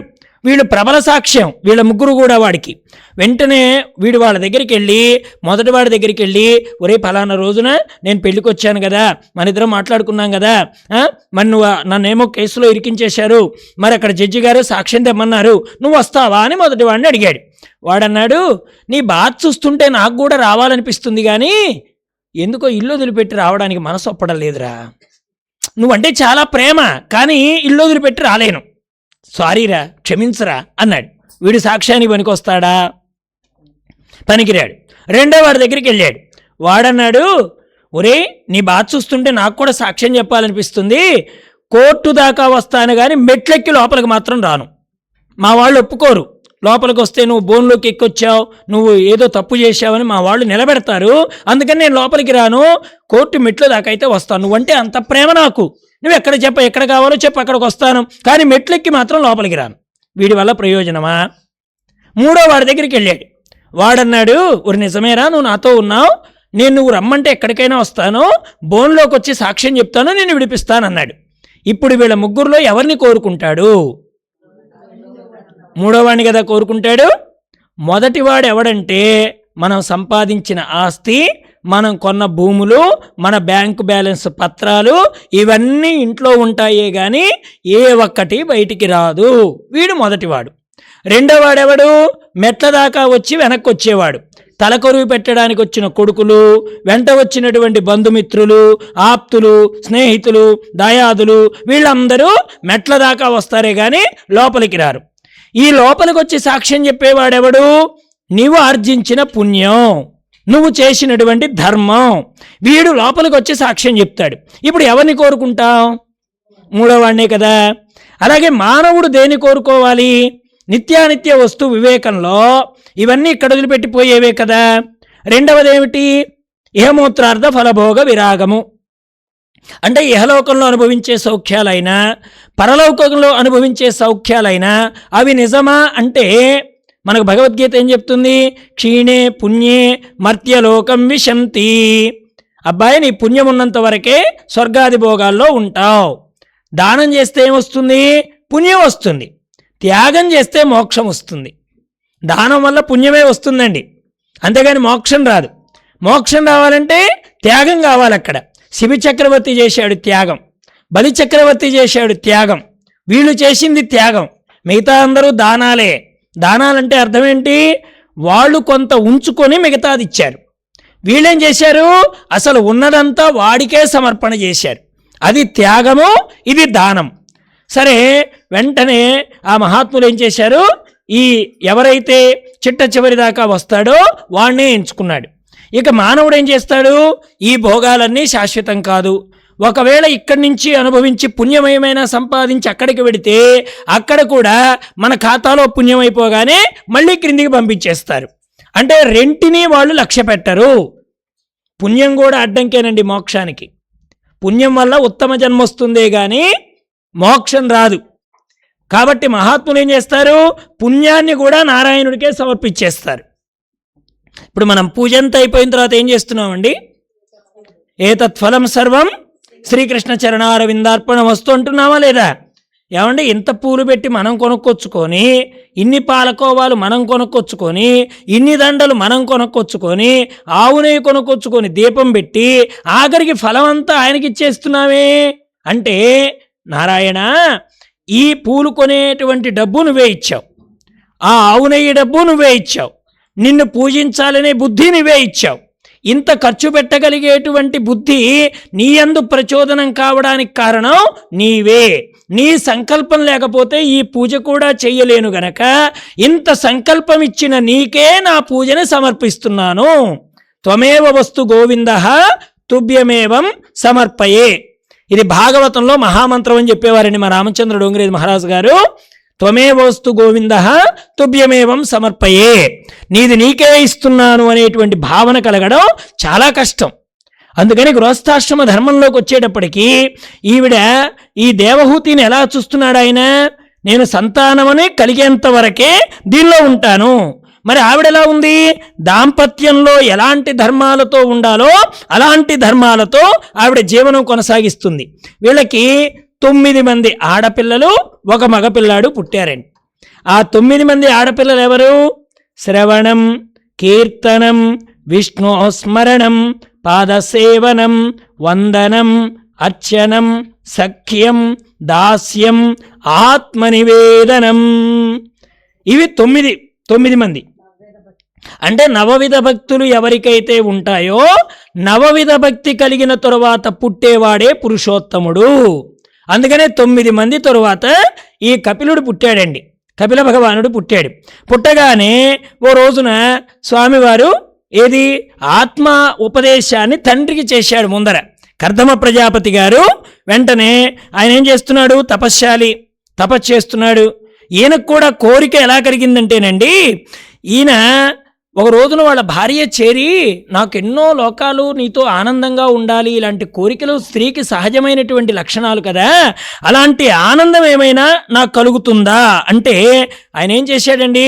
ఓ దివ్యమైనటువంటి విమానాన్ని సృష్టించి దాంతో లోకాలన్నీ తిప్పుకొచ్చాడండి ఆయన. మహాత్ములండి ఇక్కడ అనుభవించే భోగాలన్నీ చిటికెలో అనుభవించగలరు, కానీ వాటిని వాళ్ళు తమ సౌఖ్యం కోసం వాడుకోరు. ఇంతకంటే గొప్ప గొప్పవని సృష్టించగలరు వాళ్ళు, కానీ ఇట్లాంటి వాటి కోసం వాళ్ళ తపస్సుని వృధా చేసుకోరు. రామకృష్ణ పరమహంస గారి దగ్గరికి ఒక ఆయన వచ్చి నేను ఎంతో కాలం సాధన చేశానండి, నా సాధన చాలా గొప్పదండి అన్నాడు. రామకృష్ణ పరమహంస గారు అన్నారు, ఏమి సాధన చేశావు, ఏమి సాధించావు అన్నాడు. ఏం లేదు, 12 ఏళ్ళు కష్టపడి నీళ్ళ మీద నడవడం నేర్చుకున్నాను అన్నాడు. 12 ఏళ్ళు కష్టపడి నీళ్ళ మీద నడవడం నేర్చుకున్నాను. రామకృష్ణ పరమహంస గారు అన్నారు, పావలా ఇస్తే పడవాడు దాటిస్తాడు కదా, దీనికి 12 సంవత్సరాలు వృధా చేశావా అన్నాడు. అంటే మనం చేసినటువంటి కాలం ఎంత వృధా అయిపోతుంది. కాలంలో దేనికోసం వృధా చేస్తున్నాం? పనికిరాని వాటి కోసం. ఇదిగో పావలా ఇస్తే పడవలు దాటే వాటి కోసం, ఇలాంటి వాటి కోసమా మనం చేయాల్సింది. కర్దమ ప్రజాపతి భోగాలు అనుభవించగలిగి భోగాలు వదిలేశాడు. మనం ఏం చేస్తున్నాం? షుగర్ వస్తే పంచదార వదిలేస్తున్నాం. వీళ్ళు అంటారు, ఆవిడ పంచదార తిందండి, చాలా త్యాగం చేసింది, కాశీలో వదిలింది అట పంచదార. 400 షుగర్ ఉంటే వదలకేం చేస్తుంది? చస్తుంది. ఏమండి? అంతే కదా, వదలకపోతే చస్తుంది కాబట్టి వదిలింది, అంతేగాని షుగర్ మీద వ్యామోహం తీరిపోయి కాదు. అంటే ఏం చెప్తుంది భాగవతం అంటే, అబ్బాయి నీకు ఇష్టం లేదు కాబట్టి వదలడం కాదు. మా రామకృష్ణానంద స్వామి వారు ఒక ఆవిడని అడిగారండి, ఏమ్మా కాశీ వెళ్ళావు కదా, ఏం వదిలేసి వచ్చావు? వెంటనే ఆవిడంది, కుంకుడుగాయ వదిలేశాను స్వామి అంది. ఏమయ్యా అమ్మ, కుంకుడుగాయ వదిలేశావా? తినేది కాదు, తాగేది కాదు, ఎందుకు వదిలేశావు అని అడిగితే, ఈ మధ్య షాంపూలు వస్తున్నాయి స్వామి, అందుకని వదిలేశానంది ఆవిడ. ఏమండి, ఇదేం వదలడం? ఏది వదిలితే మన జీవితంలో భగవంతుణ్ణి మనం చేరుకుంటామో దాన్ని వదలాలి కాశీలో. దేన్ని వదిలితే భగవంతుడికి మనం దగ్గర కాగలుగుతాం. అంటే మనలో ఏవో ఉంటాయి కొన్ని గుణాలు, ఎందుకంటే మనుష్యులం గనక, మహాత్ములం కాదు గనక ఏవో ఉంటాయి సహజంగా ఉండే గుణాలు. వాటిలో కొన్ని గుణాలు మనం వదిలేయాలి. ఒక ఆయన ఎవరో కోపం వదిలేసి వచ్చాడట. కోపం వదిలేసి వచ్చి తను కోపం వదిలేసిన విషయం పక్కింటి వాడు అంటలేదట. ఏమయ్యా కాశీ వెళ్ళొచ్చావు, కోపం తగ్గిందే అని అనడం లేదట. అంటే నేను కాశీలో వదిలేశానని చెప్పాలని ఈయన కుతూహలం. వారం రోజులు చూశాడటండి, ఈయన నోటి నుంచి ఆ మాట రాలేదు. వీడే ఉండబట్టలేక, ఇదిగో నేను కాశీ వెళ్ళొచ్చాను తెలుసా, పక్కాన్ని గదిలిచ్చాడు. సంతోషం, మహానుభావుడివి, నీకు నమస్కారం అన్నాడు ఆ పక్కింటి ఆయన. అలా కాదు, కాశీ వెళ్ళొచ్చిన తర్వాత నాలో మార్పు వచ్చింది గమనించావా అన్నాడు. ఏం మార్పు వచ్చింది అన్నాడు. నేను కోపం వదిలేశాను అన్నాడండి. ఆహా, చాలా మంచిది, తమరు పుణ్యాత్ములు, మీకో నమస్కారం. అలా కాదు, నేను కోపం వదిలేశాననే సంగతి నువ్వు ఇంకా గుర్తించినట్లేదు, కావాలంటే నన్ను 4 తిట్టు అన్నాడండి. వాడన్నాడు, నీ కోపం వదిలిందో లేదో తెలుసుకోవడానికి నేను కోపం తెచ్చుకోవాలా ఏమి? కాబట్టి అంత అవసరం ఏమొచ్చింది నాకు? కోపం వదిలించుకుంటే నువ్వే బాగుపడతావు, వదిలేస్తే నువ్వే ఆనందపడతావు, దాన్ని నేను మళ్ళీ పరీక్ష పెట్టాలా? అంటే దేన్ని వదిలితే మనకు భగవంతుడు దగ్గర అవుతాడో దాన్ని వదిలేయాలి. కర్దముడు అనుభవించగలిగి వదిలేశాడండి. ఆయన ఇలా అంటే వైభవం, ఇలా అంటే ఒక విమానం, ఇలా అంటే మేడలు, మిద్దెలు, సౌఖ్యాలు అన్నీ. ఆవిడ చక్రవర్తి గారి కూతురండి ఆవిడే. అయినా కానీ ఆయన చక్కగా ఆవిడ కోరిక ప్రకారంగా కొంతకాలం పాటు అలా విహరించిన తరువాత చక్కగా ఆవిడికి సంతానం అనేటువంటిది కలిగింది. ఇక భవిష్యత్తులో ఎప్పుడైతే తనకు పిల్లలు పుడతారో అప్పుడు సన్యాసిస్తానని చెప్పేశాడు కదా, ఆ మాట ప్రకారంగా నేను వెడుతున్నాను అన్నాడు ఆయన. స్వామి, పిల్లల్ని కనగానే పని అయిపోలేదండి, పిల్లలకు పెళ్లి చేయాలి. 9 మంది అమ్మాయిలు పుట్టారు కదా, ఆ అమ్మాయిలకు కూడా పెళ్లి చేశాడు. తర్వాత ఈయన మళ్ళీ సన్యాసానికి వెళ్ళడానికి స్వీకరించేటువంటి సమయంలో అప్పుడు నారాయణమూర్తి చెప్పినటువంటి విషయాలు స్మరించాడు ఆయన. ఎందుకంటే భగవంతుడి మాటలు ఎప్పుడూ మర్చిపోకూడదండి. కష్ట సమయంలో మనకి ఊతమిచ్చేది ఏమిటంటే భగవద్వాక్యమే. ఓసారి నీ కష్టం కలిగినప్పుడు పరమాత్మను తలుచుకో, ఆయన నీకు ఒక బోధ చేస్తాడు. భగవద్గీతలో మాట ఉంటుందండి, పరమాత్మ ఊరికే బోధ చెప్పలేదు. కార్పణ్యదోషోపహత స్వభావః పృచ్ఛామి త్వాం ధర్మ సమ్మూఢచేతాః యశ్రేయస్యానిశ్చితం బ్రూహి తన్మే శిష్యస్తేహం శాదిమాం త్వాం ప్రపన్నం. 2వ అధ్యాయంలో అర్జునుడు అడిగాడండి, కార్పణ్యదోషో ఏమొచ్చిందట? ఆయనకి కృపణత్వం వచ్చిందట, కార్పణ్య దోషం పట్టిందట. అంటే అర్థం ఏమిటి? యుద్ధం చేయడానికి వచ్చి యుద్ధం చేయలేకపోవడం, ఎక్కడ జాలి పడకూడదో అక్కడ జాలి పడడం, ఎవరి యందు జాలి పడకూడదో వారి యందు జాలి కలగడం, ఇవన్నీ చాలా ప్రమాదం. ఎందుకంటే మహాత్ములు చెప్పారండి, నువ్వు ఎలాగైతే ఇతరులు నీతో ప్రవర్తిస్తున్నారో ఒక్కొక్కసారి నువ్వు అలా ప్రవర్తించి తీరాలి, లేకపోతే కుదరదు. ఆంజనేయ స్వామి వారు లంకిని ఊరికే కొట్టాడా? రామచంద్రుడు తాటకిని ఊరికే కొట్టాడా? కృష్ణయ్య పోతనని ఊరికే చంపాడా? ఏమిటండి శత్రుత్వం? వాళ్ళ రాక్షసత్వమే భగవంతుడికి శత్రుత్వం. వాళ్ళ రాక్షసత్వాన్ని తాగేశాడు ఆయన. పోతన శరీరం అంతా బాగా పెద్దదైపోయి, శరీరం అంతా విడల్పైపోయి 1 యోజనన్నర మేర పడిపోతే అక్కడికి నందుడు వచ్చి ఆశ్చర్యపోయాడు. ఇంత శరీరమా, ఎవతిది అని అడిగితే, నువ్వు అటు వెళ్ళావో లేదో, ఇదిగో ఇక్కడికి ఒక రాక్షసు వచ్చింది, అది బాగా అందమైనటువంటి రూపంతో వచ్చింది, మన కృష్ణయ్యని తీసుకొని స్తన్యం ఇవ్వడానికి ప్రయత్నం చేసింది, మరి ఆ భగవంతుడు ఏ కృప చూపించాడో తెలియదు కానీ అది ఇలా పడిపోయింది, మన కృష్ణయ్య ఆడుకుంటున్నాడు. సరే, వాళ్ళందరికీ ఒక ఆలోచన వచ్చింది, ఇది పడడమైతే యోజనన్నర పడింది కానీ దీన్ని ఎలా ఖననం చేయాలి, దహనం చేయాలి అంటే దాని ముక్కలు చేశారండి. ఎక్కడి ముక్కలు అక్కడ కుప్ప పెట్టేశారు. దీనికి అగ్ని సంస్కారం కలిగింపజేస్తే ఈ ప్రేతధూమం అనేది మంచిది కాదు, శ్మశానం నుండి వచ్చేటువంటి వాసన మంచిది కాదు. అందువల్ల గోపికలు గోపాలు ఏం చేశారు? వస్త్రాన్ని అడ్డు పెట్టుకున్నారు. పోతన శరీరం నుంచి వచ్చేటువంటి ప్రేతధూమము తమ ముక్కులకు సోకకుండా అడ్డుపెట్టుకున్నారు. కానీ ఈ వాసన అటండి ఎలోగొలా వాళ్ళకి త్రోవ చూసుకొని వాళ్ళ ముక్కులకు చేరిందటండి. వెంటనే వాళ్ళ ముక్కులుకున్నటువంటి వస్త్రాన్ని తీయడం మొదలెట్టారట. ఎందుకని? ఒక సుగంధ పరిమళం వస్తోంది పోతన శరీరంలో నుంచి. దానికి పరీక్షిత్ మహారాజు అన్నాడు శుకయోగీంద్రుడితో, ఇంత పాపం చేసినటువంటి పోతన శరీరంలో నుంచి సుగంధం ఎలా వచ్చిందంటే నారాయణమూర్తిని పట్టుకుంది కదా, భగవంతుడు దాని హృదయాన్ని తాకాడు కదా, తన కాళ్ళు చేతులు దాని శరీరంతో సాంగత్యం ఏర్పడింది కదా, కన్నులతో పరమాత్మ రూపాన్ని చూసింది, చెవులతో శబ్దాన్ని విన్నది, ఆయన అధరంతో హృదయాన్ని తాకింది, కాళ్లతో శరీరాన్ని పరమాత్మ తాడనం చేశాడు, ఇలాగా కాస్త సంపర్కం కలిగింది. ఈ మాత్రం పుణ్యానికి పొగలి కాలు మగువ దేహంబున అగరు ధూపంబుల పొగలు వెడలే దేహ కల్మషములు శ్రీహరిముఖంబున త్రావబడుట చేసి భూవరేణ్య.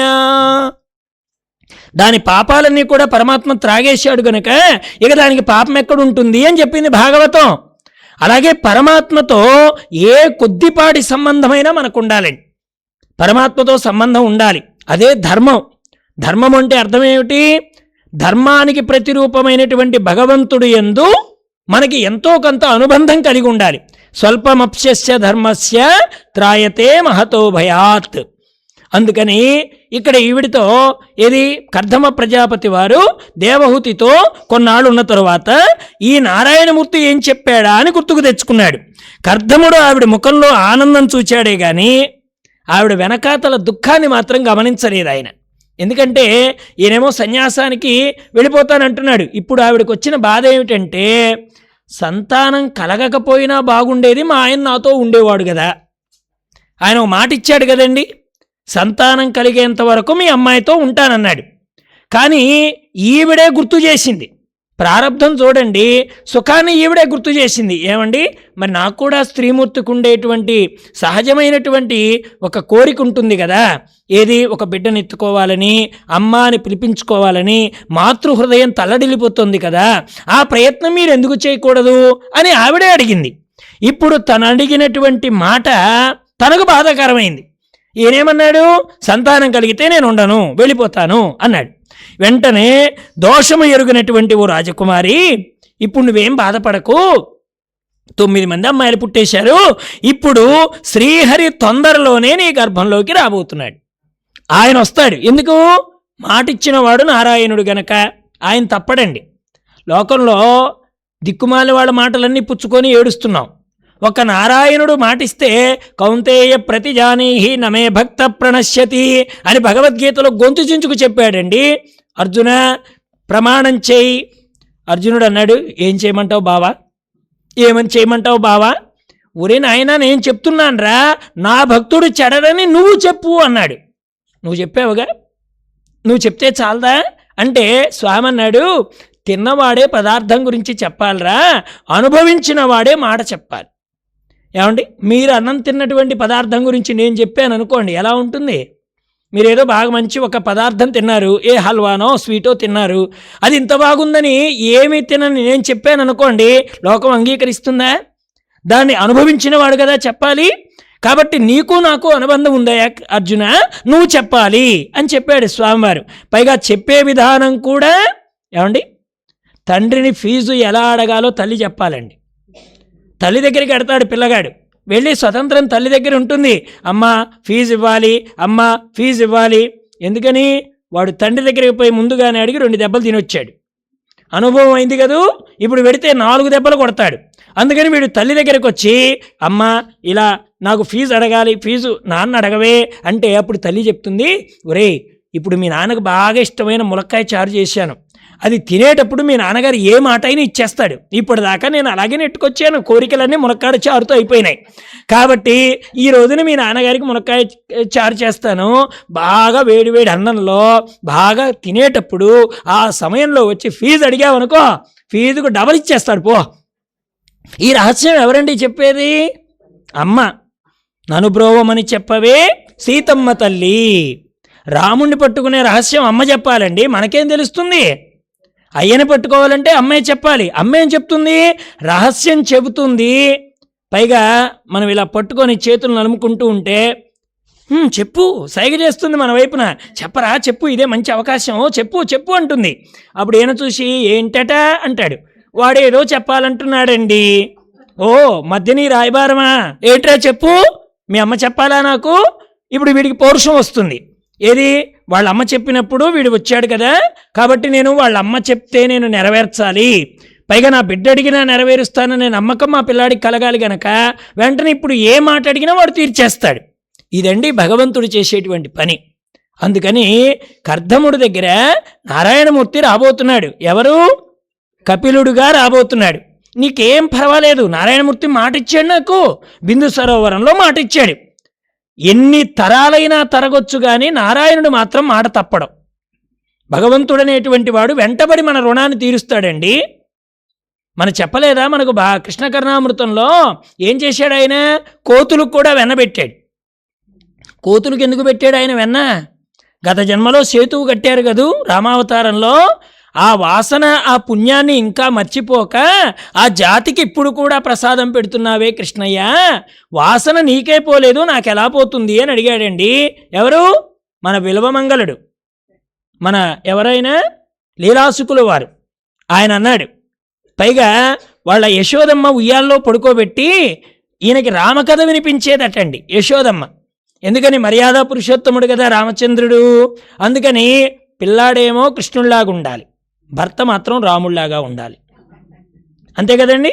పిల్లాడు కృష్ణుల్లాగా ఉంటే ఆనందం, వాడి అల్లరి ఆనందం, వాడి నవ్వు ఆనందం, వాడి మాట ఆనందం. భర్త ఈ పని చేశాడు అనుకోండి, అది వేదనే. కాబట్టి భర్త మాత్రం రాముళ్లాగా ఉండాలి. యశోదమ్మ రోజు రాముడి గురించి చెప్పేదట. మన కృష్ణయ్యకి బాగా అలవాటు, అమ్మా ఆ కథ చెప్పవే అంటే ఈడు ఉయ్యాల్లో పెట్టి ఊపుతూ దశరథుడనే రాజున్నాడు అన్నాడు. ఆయనకి 3 భార్యలు, వాడి కథ వాడికే చెప్పి కొట్టించిందండి ఆవిడ. సామాన్యురాలు కాదు యశోదమ్మ.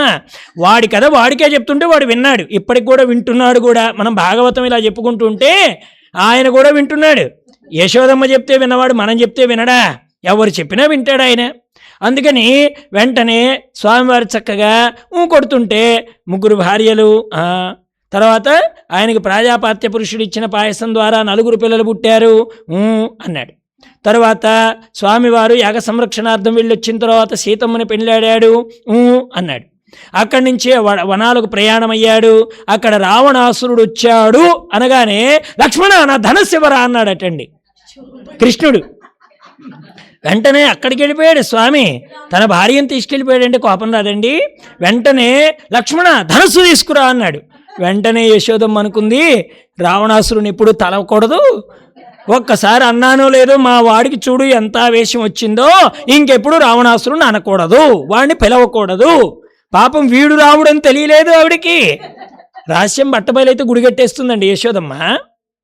పిల్లాడు అనుకున్నది కాబట్టే ఆయన ఆడించింది, పాడించింది, స్తన్యమిచ్చింది, ఎత్తుకుంది, ఆయనకి ఇన్ని ఆలనా పాలనా చూసింది. అదే దేవుడని తెలిసింది అనుకోండి, బాబు గుడిగట్టేసి మళ్ళీ తెల్లవారి 8 దాకా ఇక్కడ కూర్చుంటాం, ఎప్పుడో తెల్లవారిన తర్వాత మళ్ళీ వస్తాం, మేము తెరదీస్తేనే నీ బ్రతుకు, ఇలా చేసేస్తాం. అంతే కదా. పరమాత్మను మనం ఒళ్ళో పెట్టుకుంటామండి. అదే మన పిల్లాడైతే ఒళ్ళో పెట్టుకొని ఏమండి చలి కూరుకుంటుందా తల్లి, వాడికి రగ్గు మీద రగ్గు కప్పి దుప్పటి కప్పి వాడిని ఎంత జాగ్రత్తగా చూస్తుంది. అందుకనే పిల్లాడిగా ఉండే పరమాత్మ అనుకున్నాడు, ఇది బాగా సౌలభ్యంగా ఉంది అనుకున్నాడట కృష్ణావతారంలో. అది కూడా ఆనందమైనకి. అందువల్ల మొట్టమొదటిసారిగా నారాయణమూర్తిని గర్భంలో మోయగలిగినటువంటి అదృష్టం కలిగినటువంటి తల్లి ఎవరంటే ఇదిగో ఈ దేవహూతి. కర్దమ ప్రజాపతి చక్కగా చెప్తున్నాడు, ఇదిగో ఇలా వస్తోందయ్యా, నారాయణమూర్తే రాబోతున్నాడు, సాక్షాత్తు శ్రీహరి నీ గర్భంలో జన్మిస్తాడు. మరి జన్మించాలంటే పవిత్రమైన జీవనం కావాలి కదండి. మరి పవిత్రమైన జీవనం రాకుండా పరమాత్మ పుట్టమంటే పుడతాడా? ముందు పవిత్రమైన పనులు చేయాలి. దేవహూతి కూడా కర్దముడు యొక్క ప్రజాపతి, ఆయన మర్యాదని గౌరవించి ఈ ధర్మం ప్రకారం నడుస్తున్నటువంటి సమయంలో దేవతలు ఆనందంతో తాండవం చేస్తుండగా పరమాత్మ పుట్టాడు. కాలం గడుస్తుండగా ఆయన తపస్సు ఫలించింది. ఈ పిల్లల పెళ్ళిళ్ళు అయిపోయినాయి. ఈ స్వామివారి వివాహాలన్నీ పూర్తి చేసిన తరువాత ఓ రోజున కర్దమ మహర్షి ఆ పిల్లవాడి దగ్గరికి వెళ్ళి నమస్కారం చేశాడు. ఎవరి దగ్గరికి వెళ్ళాడు? కపిల భగవానుడి దగ్గరికి వెళ్ళాడు. ఆయనకు నమస్కారం చేసి, ఆయన నారాయణమూర్తి అంశ అన్న సంగతి తెలిసి ఆయనకు, ఎందుకని ఆయనే చెప్పాడు కదా నీకు పిల్లాడిగా వస్తానని. సాధకులు అనేక జన్మల్లో యోగాన్ని అభ్యసించడం వల్ల ఈ చిత్తం దృఢంగా మారి వాళ్ళు ఏకాంతానికి వెళ్ళినా కానీ చలించని మనస్సు కలిగిన వాళ్ళు అవుతారు. లోకంలో మహాత్ములు ఏం కోరుకుంటారో తెలుసా అండి? మీరెక్కడ తపస్సు చేసినా ముందొచ్చేటువంటివి ఏంటంటే ప్రకృతి వైపరీత్యాలు. భగవంతుడు కదిలిస్తాడండి. మా రామకృష్ణానంద స్వామి వారు చెప్పేవారు, పశువుని కడతారు కదా ఒక గుంజకు, ఏమండి పల్లెటూళ్ళలో పశువుని కర్రకు కడతారు కదా, కర్రకు కట్టేటప్పుడు ఏం చేస్తారు? ఆ గుంజని 1-2 మార్లు ఇలా ఊపుతాడు. దాన్ని పాతేవాడు ఏం చేస్తాడంటే ఇలా ఊపుతాడు. ఎందుకు ఊపుతాడు? ఇది కదలకుండా ఉంటుందా ఉండదా? ఇది కదలకుండా ఉన్నప్పుడే పశువుని కడతాడు. ఒకవేళ ఇది కదులుతూ ఉండగా పశువుని కట్టాడు అనుకోండి, ఇది లాక్కొని వెళ్ళిపోతుంది. అలాగే భగవంతుడు కూడా పరీక్ష పెడతాడు. ఎందుకు పెడతాడు? వీడు కదులుతాడా కదలడా కదిలించి చూస్తాడు. కట్టే యజమానే కర్రని కదిలించినట్టుగా దరిచేర్చే పరమాత్మే కష్టాలు కూడా కదిలిస్తుంటాడు. యజమాని కర్ర ఊపడా? యజమానికి హక్కు ఉంటుందా ఉండదా? అలాగే పరమాత్మకు కూడా హక్కు ఉంది, కదిలిస్తూ ఉంటాడు. ఎక్కడైనా నువ్వు కదులుతావా, ఎక్కడైనా నువ్వు జారిపోతావా అని ఆయన పరీక్ష పెడుతూనే ఉంటాడు. ఆ పరీక్షలో నెగ్గగలిగామనుకోండి, అప్పుడు ఈ పశువుని కడతాడు. పశువు అంటే అర్థమేమిటి?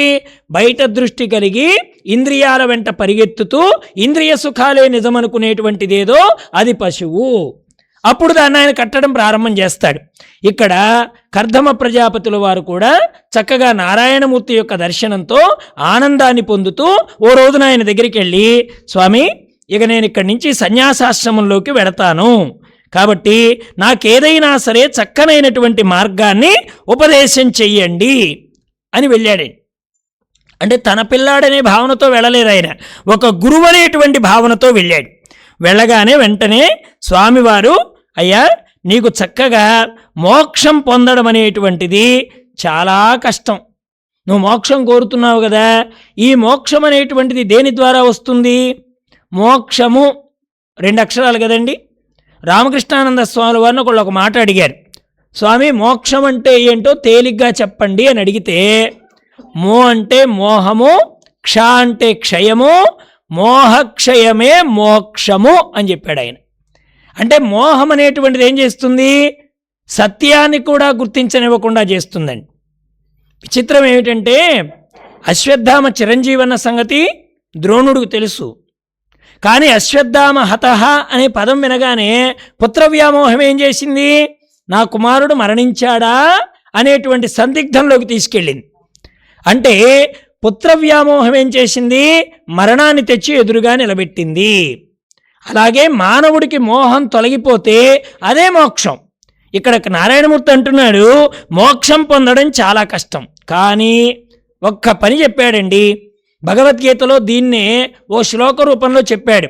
యత్కరోషి యదశ్నాసి యజ్జుహోషి దదాసి యత్ యత్ తపస్యసి కౌంతేయ తత్కురుష్వ మదర్పణం. తేలిక చెప్పాడు. అందుకే భాగవతము భగవద్గీత 2 ఒకే దారిలో ఉంటాయి. ఆయన ఏమన్నాడు? సర్వకర్మలు నాకు సమర్పించు. భగవద్గీతలో కూడా ఏమన్నాడు స్వామి? నువ్వు ఏది తింటున్నావో, నువ్వు దేన్నైతే చేస్తున్నావో సర్వకర్మలు నాకు ప్రియభావనగా సమర్పించేసేయి. ఇప్పుడు భగవంతుడి దగ్గరికి శ్రేష్టమైన వస్తువుని చేరుస్తామా, లేకపోతే అపరిశుభ్రమైనవి చేరుస్తామా? శ్రేష్టమైనవే కదా చేరుస్తాం.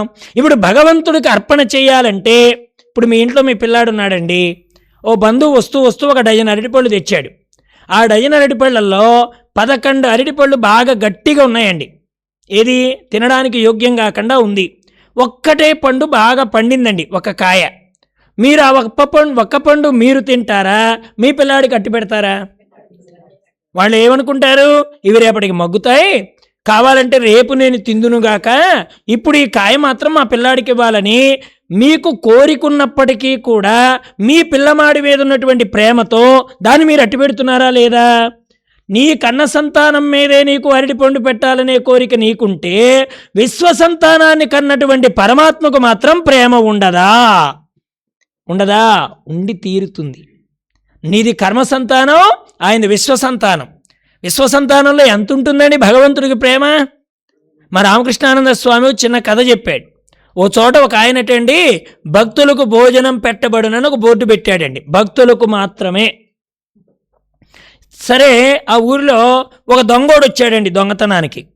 వచ్చి వాడు 3 రోజుల నుంచి తిరుగుతున్నా ఎక్కడ దొంగతనం చేయడానికి వాడికి వీలు దొరకలే, సరైనటువంటి అవకాశం దొరకలే. కడుపంతా బాధపడుతోంది, ఆకలితో బాధపడుతోంది. వీడు ఆ బోర్డు చూశాడండి, భక్తులకు మాత్రమే భోజనం పెట్టబడును. వీడు అనుకున్నాడు, ఈ అవతారంతో వెడితే నాకు బొట్టు కూడా లేదు కదా, వాళ్ళు లోనికి రానిస్తారో రానివ్వరో అని ఒక పంపు దగ్గరికి వెళ్ళి కాళ్ళు చేతులు శుభ్రంగా కడుక్కొని పక్కనే శివాలయంలో విభూతి ఉంటే దాన్ని ఇలాగ పూసేసుకొని ఆ ఇంటి ముందుకెళ్ళి అన్నం పెట్టమని నిలబడ్డాడు. సరే విభూతి రేఖలు కాస్త శుభ్రంగా ఉన్నాడేం పాడో భక్తుడు అనుకొని పిలిచి అన్నం పెట్టాడు. అన్నం తిన్న తర్వాత వీడు పోతూ పోతూ పక్కింట్లో ఇత్తడి చెంబు పట్టుకెళ్ళాడు. ఏమండి, వాడి గుణం పోలే, వాడు ఇత్తడి చెంబు పట్టుకెళ్ళాడు. ఇక పక్కింటి వాళ్ళండి ఈయన తిడుతూ ఉన్నారు, వీడి అన్నదానం పాడుగాను, ఎక్కడెక్కడ వాళ్ళు వస్తున్నారు, ఎవరెవరో వస్తున్నారు, మా చెంబు పోయింది, ఎవరో వచ్చాడు, ఈరోజు ఎవడికో అన్నం పెట్టాడు, వాడొచ్చి మా ఇత్తడి చెంబు పట్టుకెళ్ళిపోయాడు అని ఇక ఏవో తిట్లు కాస్త 4 తగిలించి వాళ్ళు ఇంకా తిడుతున్నారు. ఇప్పుడు ఈయననుకున్నాడు, ఈరోజు నాకు దొంగకు అన్నం పెట్టాను, అనవసరంగా వాళ్ళ ఇత్తడి చెంబు పోయింది, వాడు నన్ను తిడుతున్నాడు అని బాధపడుతూ పడుకున్నాడండి. పడుకొని ఏడుస్తున్నాడు, ఏది నిద్రలోనే ఏడుస్తున్నాడు. ఇలా ఉండి కాసేపు గుర్రు పెట్టిన తర్వాత వాడికి నారాయణమూర్తి ఏడుస్తూ కనిపించాడు. నారాయణమూర్తి ఏడుస్తుంటే వీడికి ఆశ్చర్యం కలిగి, ఏడు స్వామి ఎందుకు ఏడుస్తున్నారని అడిగారు. ఆయన అడిగాడు, నువ్వెందుకు ఏడుస్తున్నావు అన్నాడు. ఈ రోజు నేను దొంగకి అన్నం పెట్టాను స్వామి, వాడు ఇత్తడి చెంబు పెట్టుకెళ్ళాడు పక్కింటి వాళ్ళది, అందుకని చెప్పి నేను ఏడుస్తున్నాను. కృష్ణయ్య అన్నాడు, 33 సంవత్సరాల బట్టి నేను పెడుతూనే ఉన్నాను, నేనెంత ఏడవాలన్నాడు ఆయన.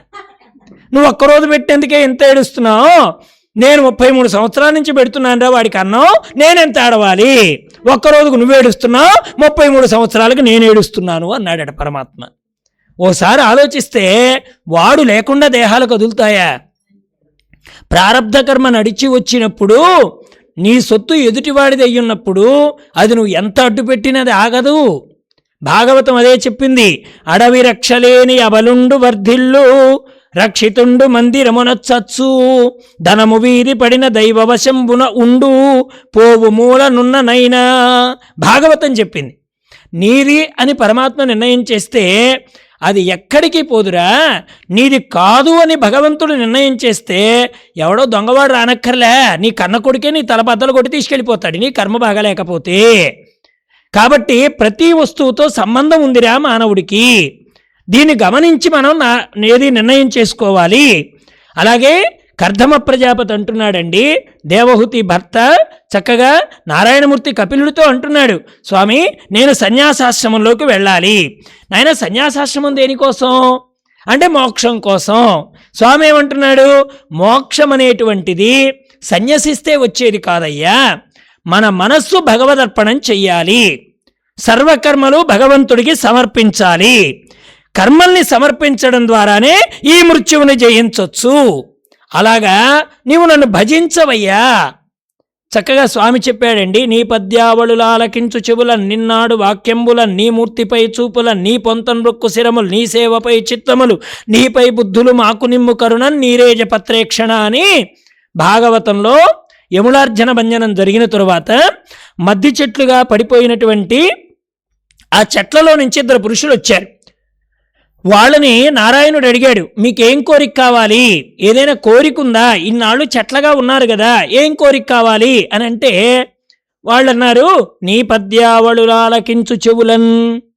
ఎంత పాపం చేశామయ్యా యక్షుడి పుత్రులుగా పుట్టి, ఇక జన్మంటూ ఉంటే నీ గురించి చెప్పేటువంటి వాళ్ళ దగ్గర కూర్చొని నీ మాటలు వినేటువంటి చెవులు కలిగిన జన్మ కావాలి. నీ పద్యావళులాలకించు చెవులన్, నిన్నాడు వాక్యంబులన్.